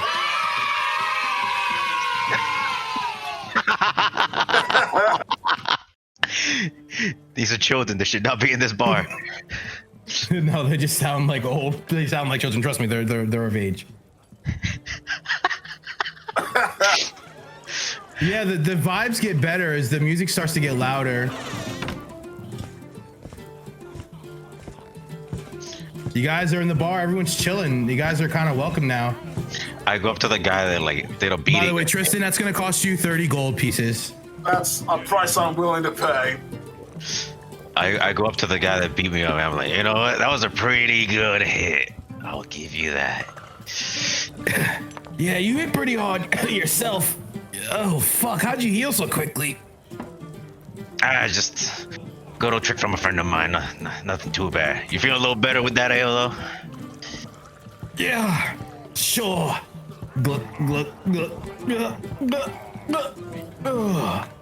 Like, Tristan goes to the guy that hit him and he goes, you know, you're not too bad yourself. There's not too many people that can hit a person like me, and, you know, you should feel proud, you know? I thought you were all talk, but, you know, you got something. You should work on that.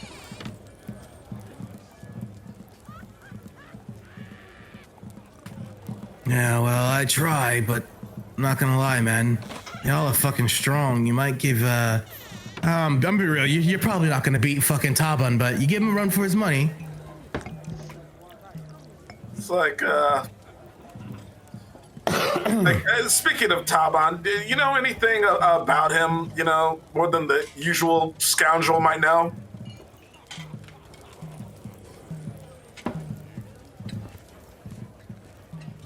Yeah, what do you mean? Say that again? It's like, the man knows money, and we're trying to collect on it. Oh, y'all trying to collect a debt? He's never gonna pay. You're gonna have to beat him to a pulp to do that. It's like, yeah, that's what we figured.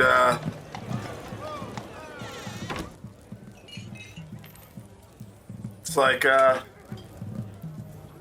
that's why we entered this bar. You know, we were hoping to challenge him somehow.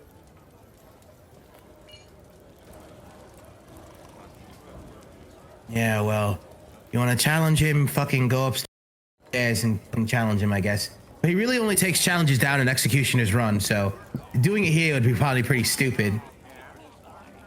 Yarrow overhears this from the other side of the room with her big lynx ears and just starts walking up the stairs. Kaylin follows you. She just starts pounding on the first door that she hears movement in. All right. Yar, go ahead and move your token to where you want to start pounding, and we're going to play that out. So the stairs are over here. Thank you.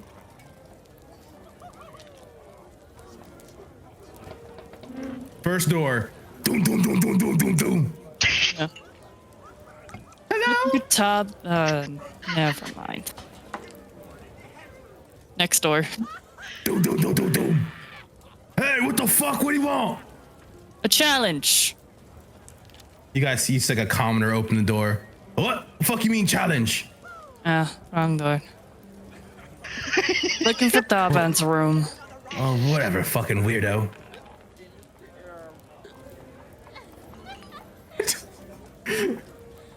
Hate people. This door is unlocked. You can open the door if you want. I think you can click on it and open it. I'm gonna kind of peek her head in.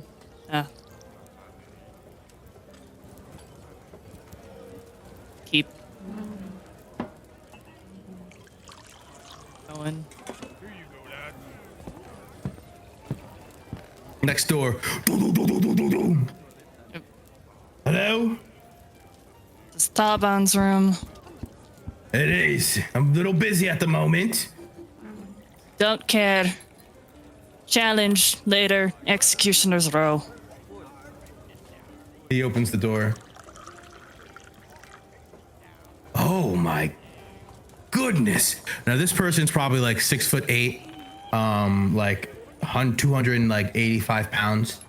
Basically LeBron James, but not cool and black. As he looks down, he goes, "Oh, I've never seen a beautiful tabaxi with such little fur and fair skin before. Come on in, come on in." Not a tabaxi, and I will stay up here. And you're feisty. He grabs you by the arm. Give me a dexterity saving throw. Oh, shit. His movement is quick, by the way. Okay. Yeah, he fail as he grabs you and pulls you into the room and closes the door behind you, locking the door. You see a woman on the bed, butt-ass naked, just passed out. "Oh, I'm still raring to go. I haven't had a beautiful lady like yourself. What's your name, sweetheart?" Yaro, and you're not gonna want to remember it. Oh, I like 'em feisty. I like 'em feisty. Tell me, Yara, what's a beautiful young lady doing here? As he like takes his big finger and like rubs it up your chin, going towards your lips. She smacks it away. Give me a grapple check, so athletics check. Athletics. Ooh. Oh wait, I wasn't supposed to roll that with advantage. Okay, so give me a normal roll. Yeah, I forgot I had the advantage from the intimidation check earlier still on. 18. You break free.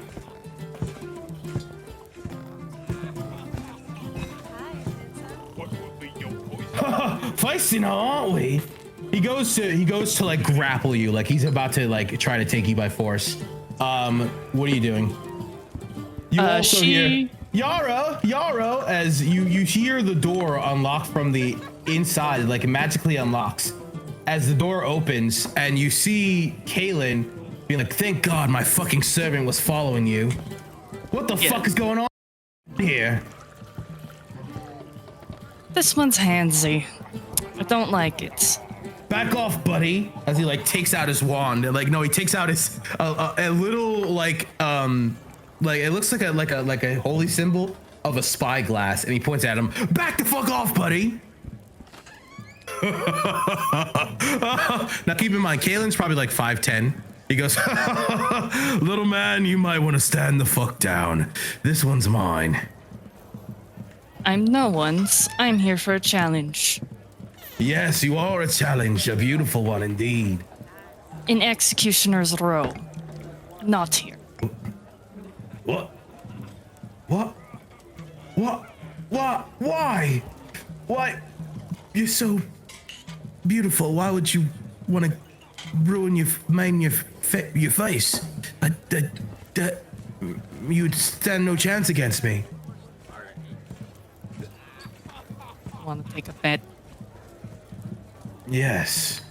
Your heart. If I win, you are my woman. If I lose, you can do whatever you want. Yaro's gonna kind of look over to Kaylin like... Kaylin's ready to kill this guy right now. He's like about to let loose. She's gonna hold out her hand. Once again, knowing this guy likes bets and is now willing to do whatever.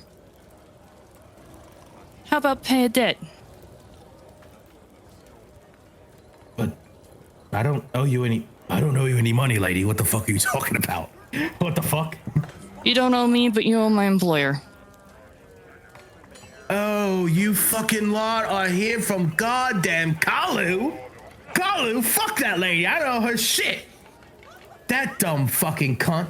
How dare her try to fucking collect on a debt that she didn't even fucking win? I was cheated out down there at the goddamn pit when I lost last month, 2 months ago. I don't know her jack shit. Fuck that lady. She'll suck on my dick.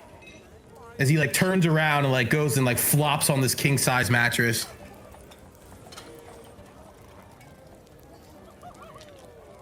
If you want to fuck with me in Executioner's Row, fine, but I'm doing it for your heart, not for the stupid fucking bet.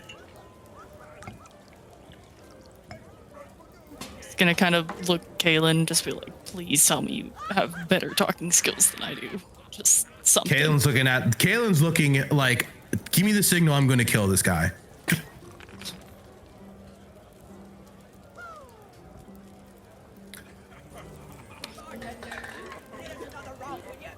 Do we have a deal, young lady? Oh, Miss Yarrow.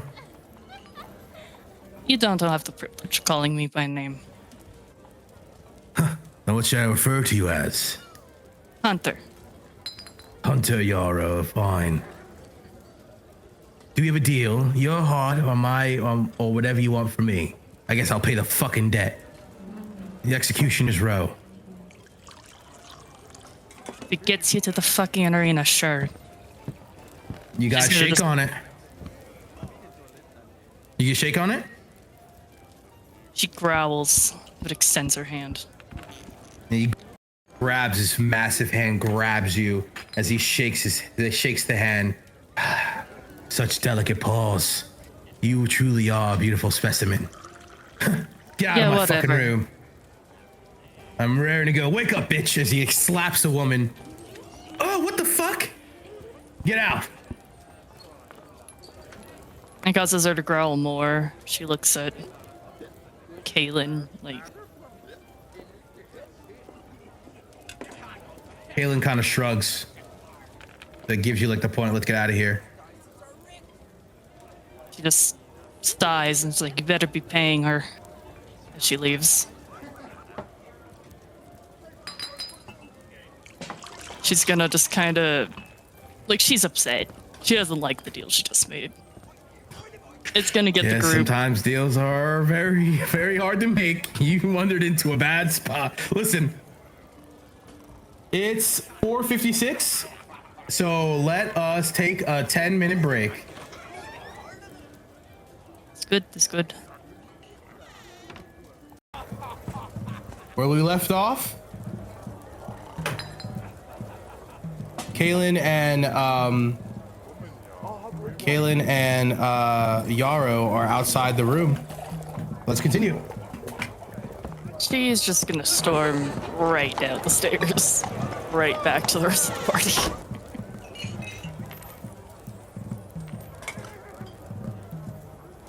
Mostly muttering, swearing underneath her breath. Like Sir Tristan notices her come down, angrily stomping down the stairs, and goes, hey, Yarrow, what happened? What happened? You don't look so pissed. good. Yeah. Yeah, I think something might have happened here, guys. Why don't you tell Yarrow? We gotta kill this guy. I'll be honest. I get it as he's like, hey, here, sit down. She's gonna stand and she's gonna kind of slam her hands on the table because once again, this woman has no tact. Slam! Fair enough. Take the seat back. I made a deal with Taban to get him to come fight with us, but we better fucking win. Sir Tristan goes, you didn't. All right. And Sir Tristan puts his hands to his forehead and he goes, what are the terms of this deal? He'll pay his debt as you lose.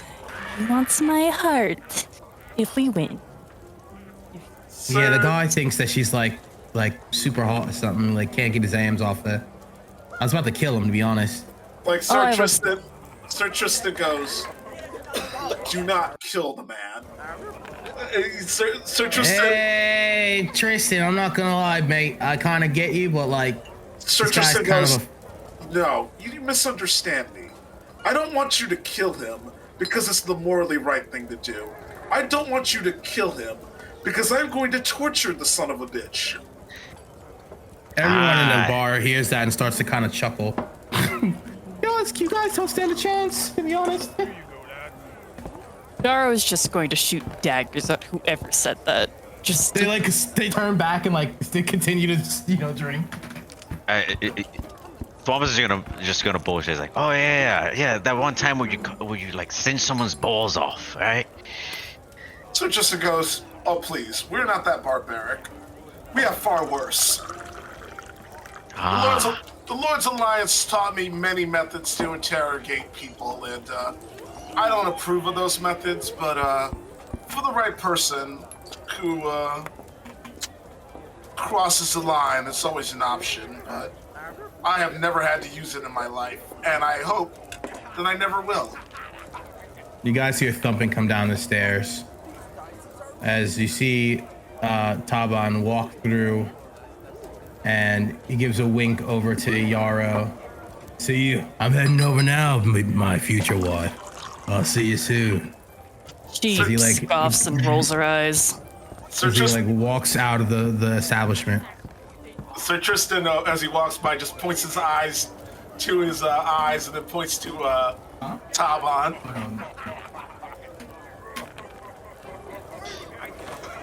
Say that again, guys. Sir Tristan points to his eyes, then to Taban, like, eyes on you. As he walks out Watching the bar.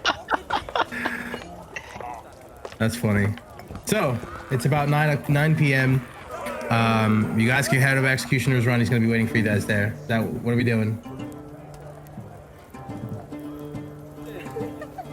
He's gonna sigh, kind of cooling down a little bit. Alright. Well, if he's over there, do we just want to get this done? Thorpe is gonna try to, like, when he was passing by, I don't know if you could notice any, like, what was he using for weapons wise, like. Or at He least looked like he had any weapons on him when he walked by. What will be your poison? Just your warm ale. It's like, Here you go.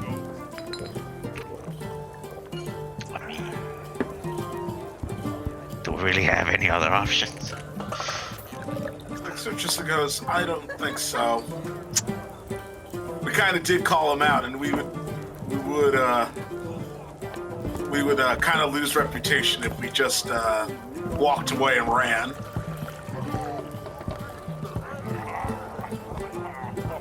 Yeah, I was trying to set it up for another day, but obviously seems a bit antsy.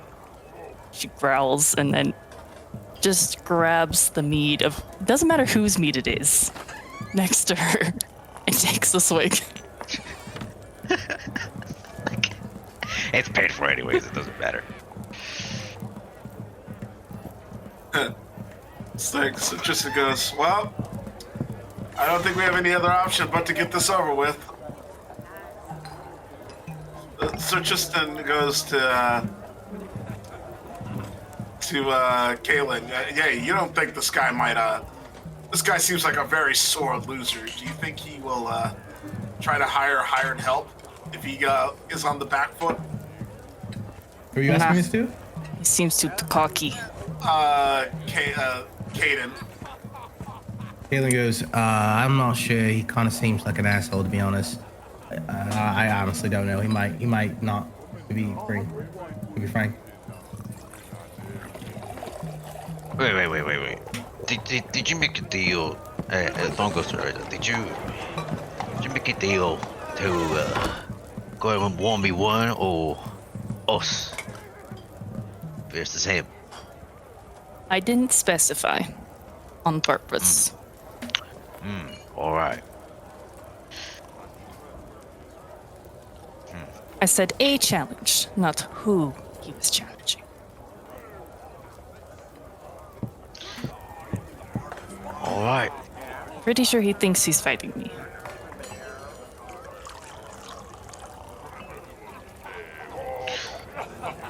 It's just the only thing I'm only asking because wait a minute. I turned to one of the guys that we were fighting on the table. Like, there's this tall blonde guy. Does he usually just do it all alone? Like, just beats up people bare-fisted or what? Yeah, with his fucking fists. Alone? Yup. Sometimes 5 guys come with weapons and he just beats all their asses. Occasionally if they all have weapons, he'll use his great club. So he really is an ogre. So just then, he's like, a two-handed great club? As in the huge variety? Yes, but that's really rare. He usually only does that during the gladiator battles. It's like Sir Tristan goes, oh, our duel will be epic.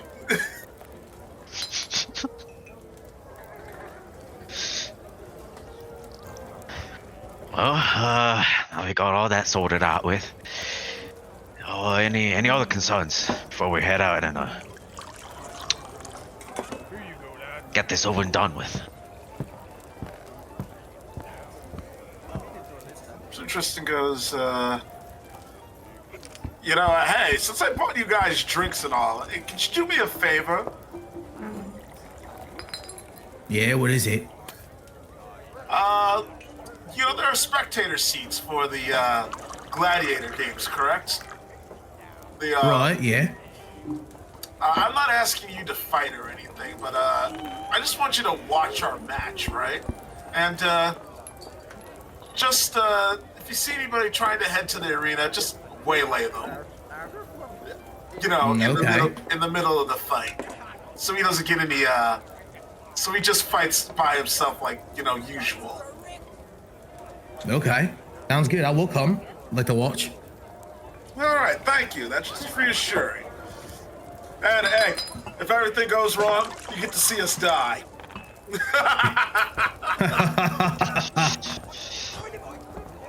You guys exit the bar and head over to Executioner's Run. Yep. Yep. It's about 10 o'clock or 10:30 at night. A lot of you stand at the edge of the Executioner's Run, and in the center you see a large man, no shirt. He has a great club in his hand. It's not as big as you thought it would be, Tristan. And he is standing there, pretty. I'm ready for. Who the fuck are these mates? It's like the Sir Tristan goes, I'm your worst nightmare. My worst night? Fine. I'll take all of you on at once. Let us start. Sir Tristan goes, no running. Right. Is this a fight to the finish or to you yield? Sir Tristan goes, yield, because we need you alive for your death. Fine. Let us commence. Yarrow just gives no fucks, and she just wants this over with. She's just gonna hop over the wall and hop down into the arena. Caitlin's gonna hop down too. Flop scales it down as well. I suppose I should give you this offer. You could just yield and pay your debts. And I suppose I could just tell you to give up on these losers and come live with me. No thanks. Tristan, are you joining down in the pit? Yeah.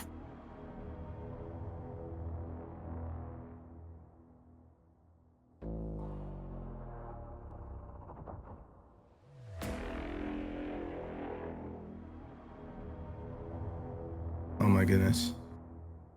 Boom, bam, boom. Then we do this, then I go clear. And then everyone roll initiative. Let's get it.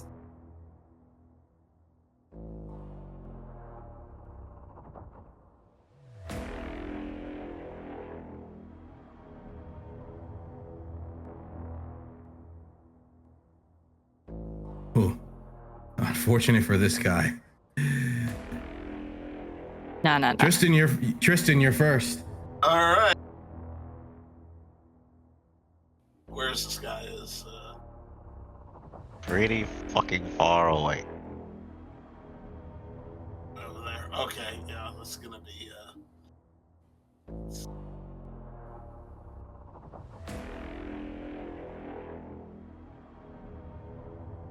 All right, I'm gonna use my action to dash, so 60.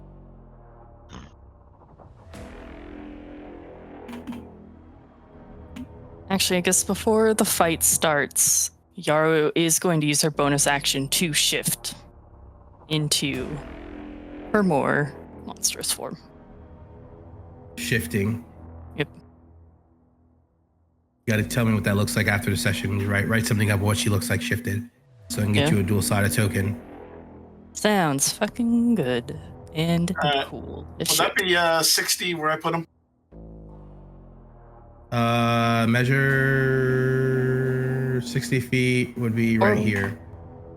Okay, I'm gonna put him right It's a there. long little trough arena thing. Yep. Swamp, you're up. I do the same thing. Dash. Which one? 30, yeah.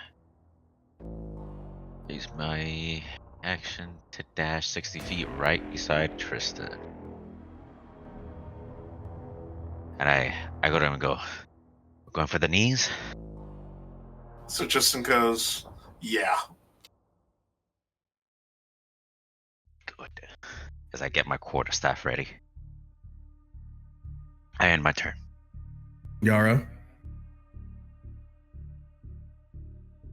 Figure out how forward I need to go. She won't use her extra movement. She gets well shifted. Is gonna get close enough that her bow can do something. A little bit more. Let me just double check the range on this before I finalize the movement. Actually, yeah, this might actually still tread into her extra range she gets while she's shifted. She gets a temporary Hi. Temporary hit points based on equal to her level and her constitution modifier. And then she gets walking speed increases by 10 feet. And additional 10 feet during reaction within anything is 5 feet. And she doesn't provoke opportunity attack. Oh, very nice. So. And then her range on her is that.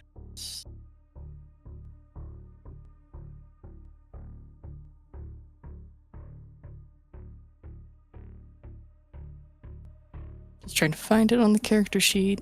Hello. What are you looking for? Just the range on the longbow again. Isn't it not? Is it in 80 or 90 feet?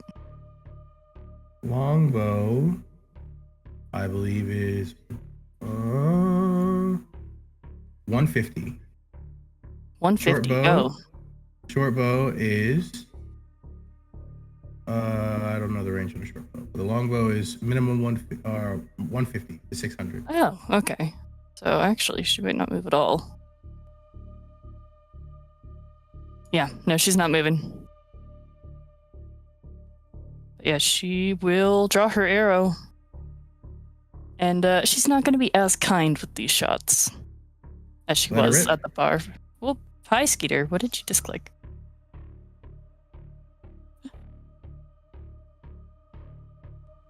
Oops, sorry. 13 hits. 15 hits. 5 piercing damage. Pierces. probably going- Oh, he kind of laughs. Very nice. Doesn't seem like it's doing. Oh, actually, that one seemed like it hurt pretty bad. That hurt. Anything else? She already used her bonus action, so nope. Kaylin fires off a magic missile.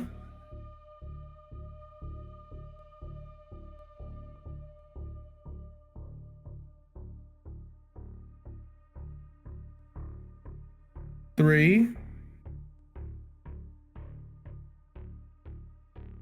12 damage. 12 damage. That one looks like it hurts. Oh, but he looks completely fine, unfazed. He's laughing. The gladiator rages as he uses his action to dash towards Tristan.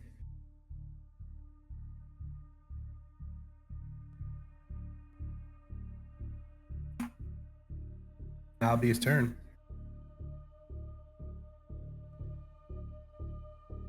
All right, so Tristan is going to go for the knees, and he's going to bludgeon him with the chime hammer.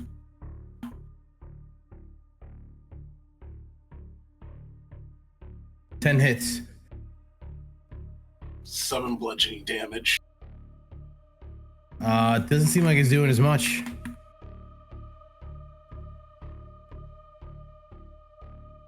All right, and I believe that will be my end of my turn.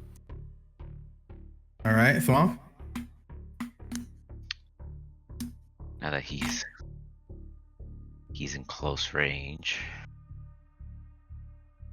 Just established on the last fight that flanking rules do apply, right? Correct. Yes, I flank. Okay. Seeing as this is a one tough cookie, he's gonna like maneuver himself in like one quick step right behind as he just quarterstaffs quarterstaffs his legs, trying to get him to buckle as fast as possible. Quarterstaff with advantage, yes or no? Yes, with advantage. Perfect. Nat 20. Okay, let's see it. Damn. 16. He gets down. It doesn't seem like he's doing as much damage, but he definitely did a lot. As his one knee buckles as he gets to the ground, but he still looks like completely healthy. And I try to kick him in the other with Monk Unarmed Strike. 18 hits. 6 bludgeoning for the other knee. Okay. Let's go. I mean, this guy looks damaged, but he looks fine. That's gonna bruise later. All right, and that ends my turn. Yara.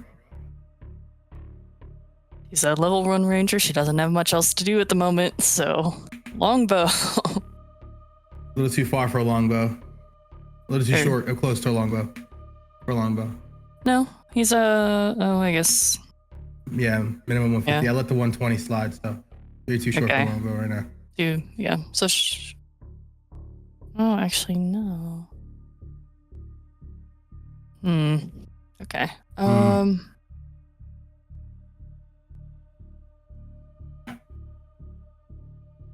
He's gonna pull out a spear off her back and throw it at the guy. He can step to the side just to make sure she doesn't hit her commandments. Okay. Here. Is that two-handed or one-handed at that point? Throwing a spear? Yeah.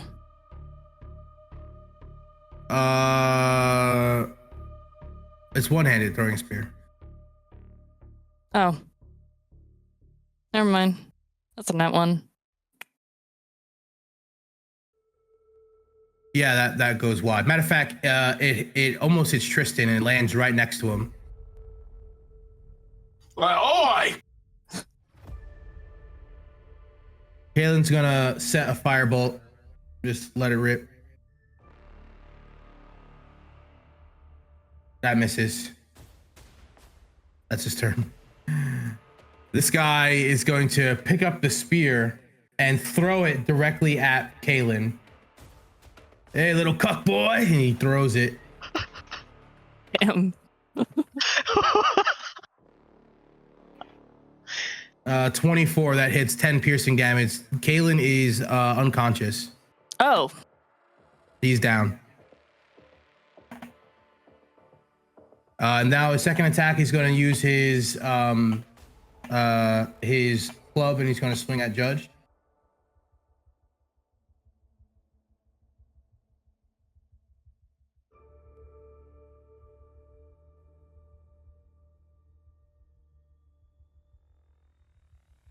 Nat 1, he misses. That's his turn. Judge, you're up. Just is gonna hit him with the chime hammer. Let's see. He's going to hit him in the arm. Try to break his arms now. 13 hits. 9 bludgeoning. Okay. Oh, remember, you have advantage. Yes, you do have advantage. Roll one more time. Oh, hell yeah.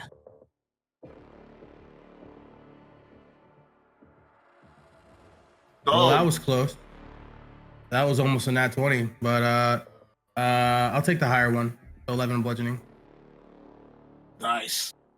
At this point, he's starting to look bloodied. Like he's starting to look, he's taking some damage, but for the most part, he still looks fine. Swamp. Seeing as he missed with the great club, he's gonna try to go for the arms as well. The one that's holding the great club. Where's the two-handed? Right to the bicep. 24, 8 bludgeoning. Okay, all right. What? Were you gonna say something? If you were trying to disarm him, it would have been a higher DC, but I would have liked to do it. AC, I mean. I didn't. Yeah. I didn't know that was an action. I'll put that for the next time I try Okay. that. Just kind of like weakening his like grip strength. Okay. And try to just go for the back of the head with a punch. Oh yeah. Oh yeah. He's starting to look fucked up now.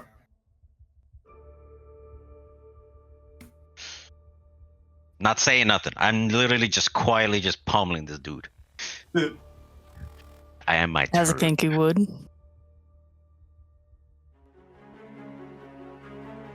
No, actually, no. I take that back. I mimic his voice and I go, "What now, cuck boy?"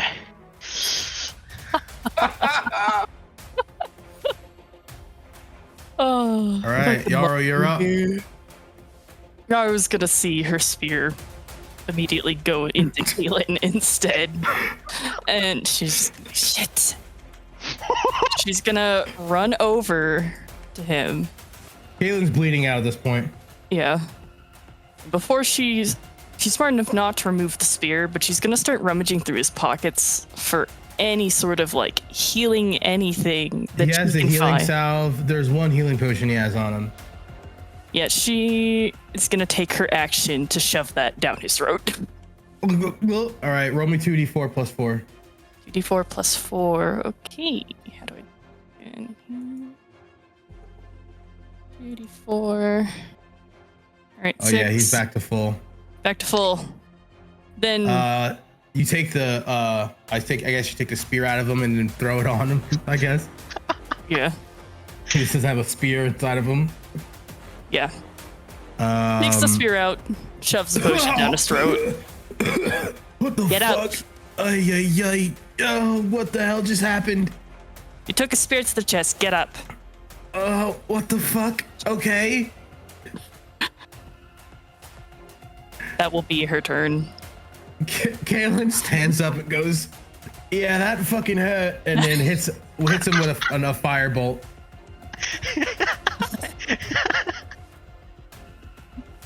Yo, don't dare get up. Damage. The fire damage seems to be doing more than what is expected. When it hit him, his skin starts to sizzle a little bit. It starts to smell like grease almost, like rotted fried pig. Ugh. Ugh. That Gladiator's definitely up. puts He takes wins one out of spear row. at Judge, hits 20 hits, 11 bludgeoning damage. He turns around, swings at Kenku, 10 misses. Misses. Yeah. That's his turn. Judge, you take 11 bludgeoning damage. I'm still alive, but barely. Oof. Okay. One hit point All right, left. Tristan, you're up. You're up, Tristan. Sir Tristan, I still have advantage, right? Because you turned Yes, around. you do. But you're at 1 HP. I don't have any healing, so Sir Tristan's going to go. Like, this is my last stand, and he goes. That hits. Okay. Who had the 3 healing potions? Lump. Swamp. Okay.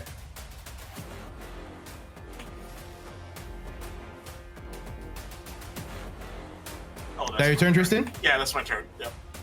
Swamp? Just sneak it Yeah. around. It'll be fine. Is the healing potion bonus Side action? action, or yes. Action. Oh, okay. What about passing it? Not drinking it. Bonus action. Bonus action, passing it. But he just used his turn. Shit. Okay.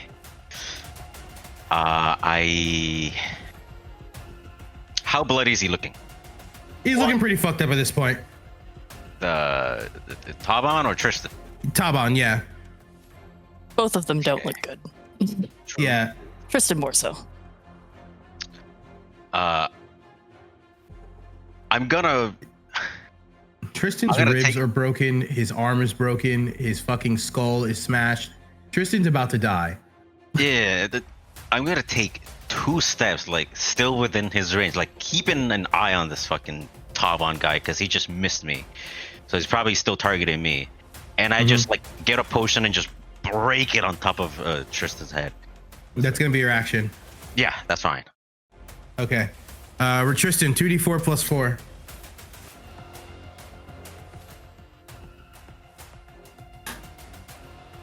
All right, 2d4 is Yep. let's see if, is that right? Yeah, so you heal 8. Anything else, Thwomp, for your bonus? Let me see. Can I make a the attack showing down on track? Okay. Breaking the potion on top of his head does not count as an attack, does it? No. Unfortunately, I cannot do much else. All So I just go back to my spot, still maintaining like just piercing eye contact with this fucking barbarian. And I end my turn. Yara? Oh boy. All right.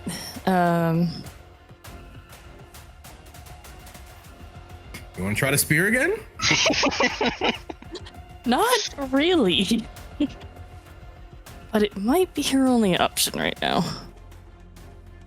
Or actually, I think a short bow would be fine too, right? I don't have one. Okay. Yeah. I definitely am thinking I might need to pick one up at some point. Oh, okay. You don't have one. Okay. No. I'm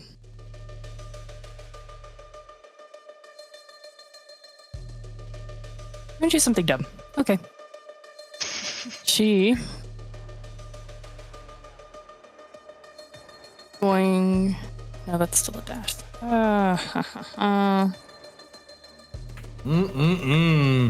Y'all are in a tough spot. She is gonna move a bit closer. She is gonna throw the spear again at the man. All right. 17 hits. 5 piercing. Okay. Oh, my love, why? Eyes over here. He looks over at you. He's now distracted. It's Hell Kaylin's yes. turn. That's exactly what I wanted. Kaylin's gonna fire a magic, a firebolt that hits 4, but it does more than he thought as he starts to. Fuck it! I yield! It's like, it's interesting, goes. It's like, pay the debt and this all ends. Fine. You fucking idiots. Oh, I hated the stupid anyway. Yarrow, why? My dear, you're so beautiful. He like collapses to the ground. Is he She's still burning? She will walk over. She's gonna pull her spear out and her arrow. And just be like, and this will be the last of my face you ever see. And she's also Everyone's- gonna turn around to the crowd and pull a whole entertained now. Everyone is like shocked. Everyone's literally shocked. In the corner, you see the Kalau looking like, holy shit. Y'all guys are good. Oh my goodness. She like slides down the wall and she like walks over to Taban and goes, you heard them, Taban, pay up. So he reaches into his like loincloth and takes out a sack of gold and puts it in her hands, sweaty, smelling like shit and balls. And he like gets up and like stumbles away, walks away. This won't be the last you see of me. God, I hope it is. I mimic again. This won't be the last you see of me. Fuck out of here. So Tristan just shakes his head. Well, good job, the lot of you. Here's 50 gold pieces. She hands you 50 gold to Yarrow. Thank you for the debt collected. I'm out of here. She like jumps and hops up the wall and like walks into the tavern. So just, is that 50 gold each or just 50 gold? Just 50 gold. So Justin goes, yeah, if you don't mind, since I paid for the drinks, you mind, giving me 30 gold? She quickly hands the sack just over to him. Ew. She deals with gross things, but once again, she doesn't like people. Like, Sir Justin goes, money is money, I guess. And they say it's always filthy, but, yeah. Is the bag moist? Sir Justin You goes, guys, don't ask. you guys see a man run down and run over to you guys. His eyes tearied up. That was amazing. I hate to do this, but can you guys please help me? My husband, he's in trouble and no one wants to help. I need someone who can do something. Please, I beg of you. Man, more details, please. You can't just tell us. Listen. It's Sir. It's a dude. It's like Sir Justin. Please. Sir Justin goes, oh, okay. Why don't we go sit somewhere and you tell us what the problem is and we'll see what we can do. How's that sound? Fine. Come with me. And she like brings you guys out of the executioner's run. Hold on a second.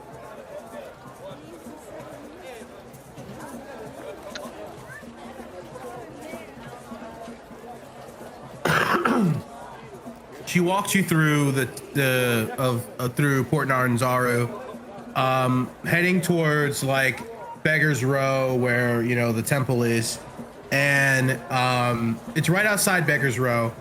And she brings you into her home. He brings you into his home, and he goes, "Please, a lot of you look capable. My husband, Draza, is about to be thrown into the raptors. He's innocent, I swear it. They accuse him of stealing, but he didn't even listen. They didn't even listen. They didn't give him a proper chance to prove his innocence. I tried everything. I begged them to reconsider, but they won't listen to a commoner like me. He dies in the face of those beasts. Please, I don't have much to give you, but I'll give you everything I can." He reaches into his patches and he has 25 silver pieces. "This is all I have for my life savings. Please take it. I don't know what to do." Like, Sir Tristan goes, who's exactly accusing him, exactly? And what was the crime, essentially? Stealing. It's a flaming fist. Oh. Accusing him of stealing money. It's not true, though. I promise. He would never do that. Sir Tristan goes, as strange as this sounds, I actually believe you. Sir Tristan goes, your husband, what was he doing just before he got caught by the flaming fist? He was down in Executioner's Row. He was gambling a little bit, and the city guard detained him and then brought him to the Flaming Fist.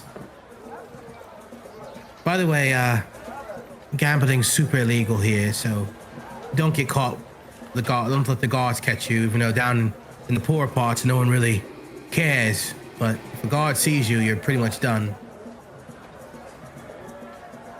It's like, yeah, but what?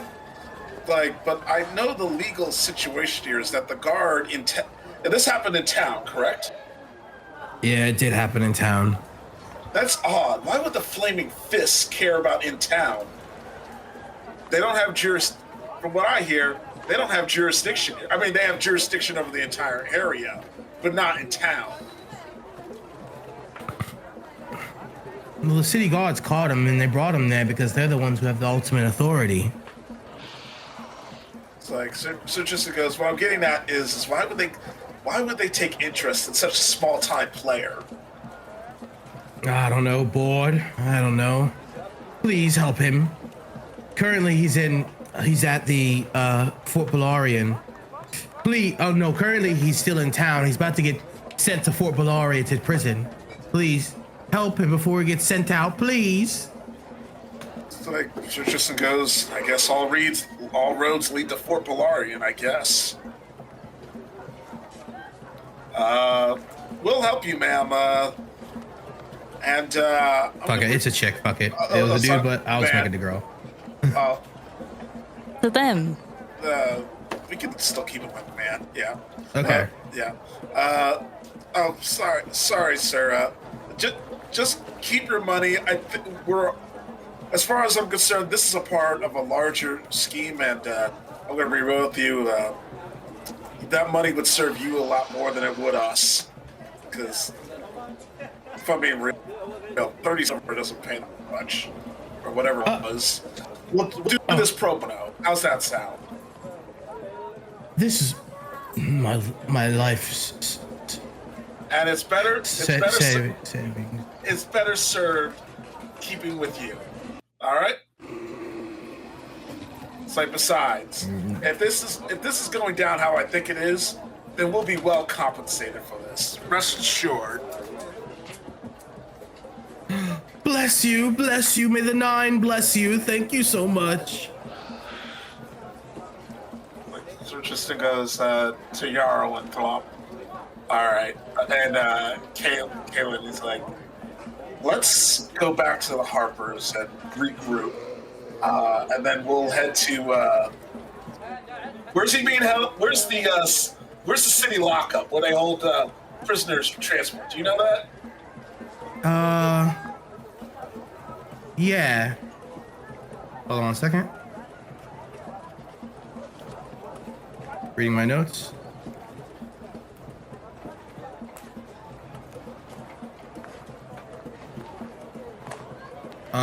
An executioner's run. There's a jail there. Like a county prison there. I guess executioner's run where the guards were and they kind of gets caught him gambling or something, but that's out of character.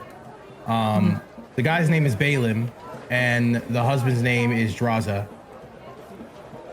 Balaam. Yeah, no, Bellum. Belym, Bellum. And Draza is the person we're looking for. And Draza's the guy you're looking for, yeah. Like Sturgis goes, let's go pay the local jail a visit. Let's see if I can get in with the guards. I might be able to... Actually, I have blood-soaked robes and shit all over me. Can we go back to the thatch hut so I can take a quick shower and maybe recoup? It's getting pretty late. It's like 11:30 at night. Yeah, and I think the guards are not going to be too keen on doing a prison transfer in the night. Too many problems.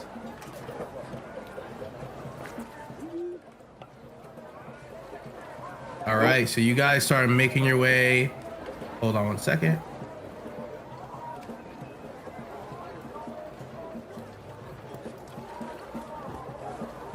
So you guys are currently like over here. You guys are like currently over here. And you guys hear bells, and then you hear a roar.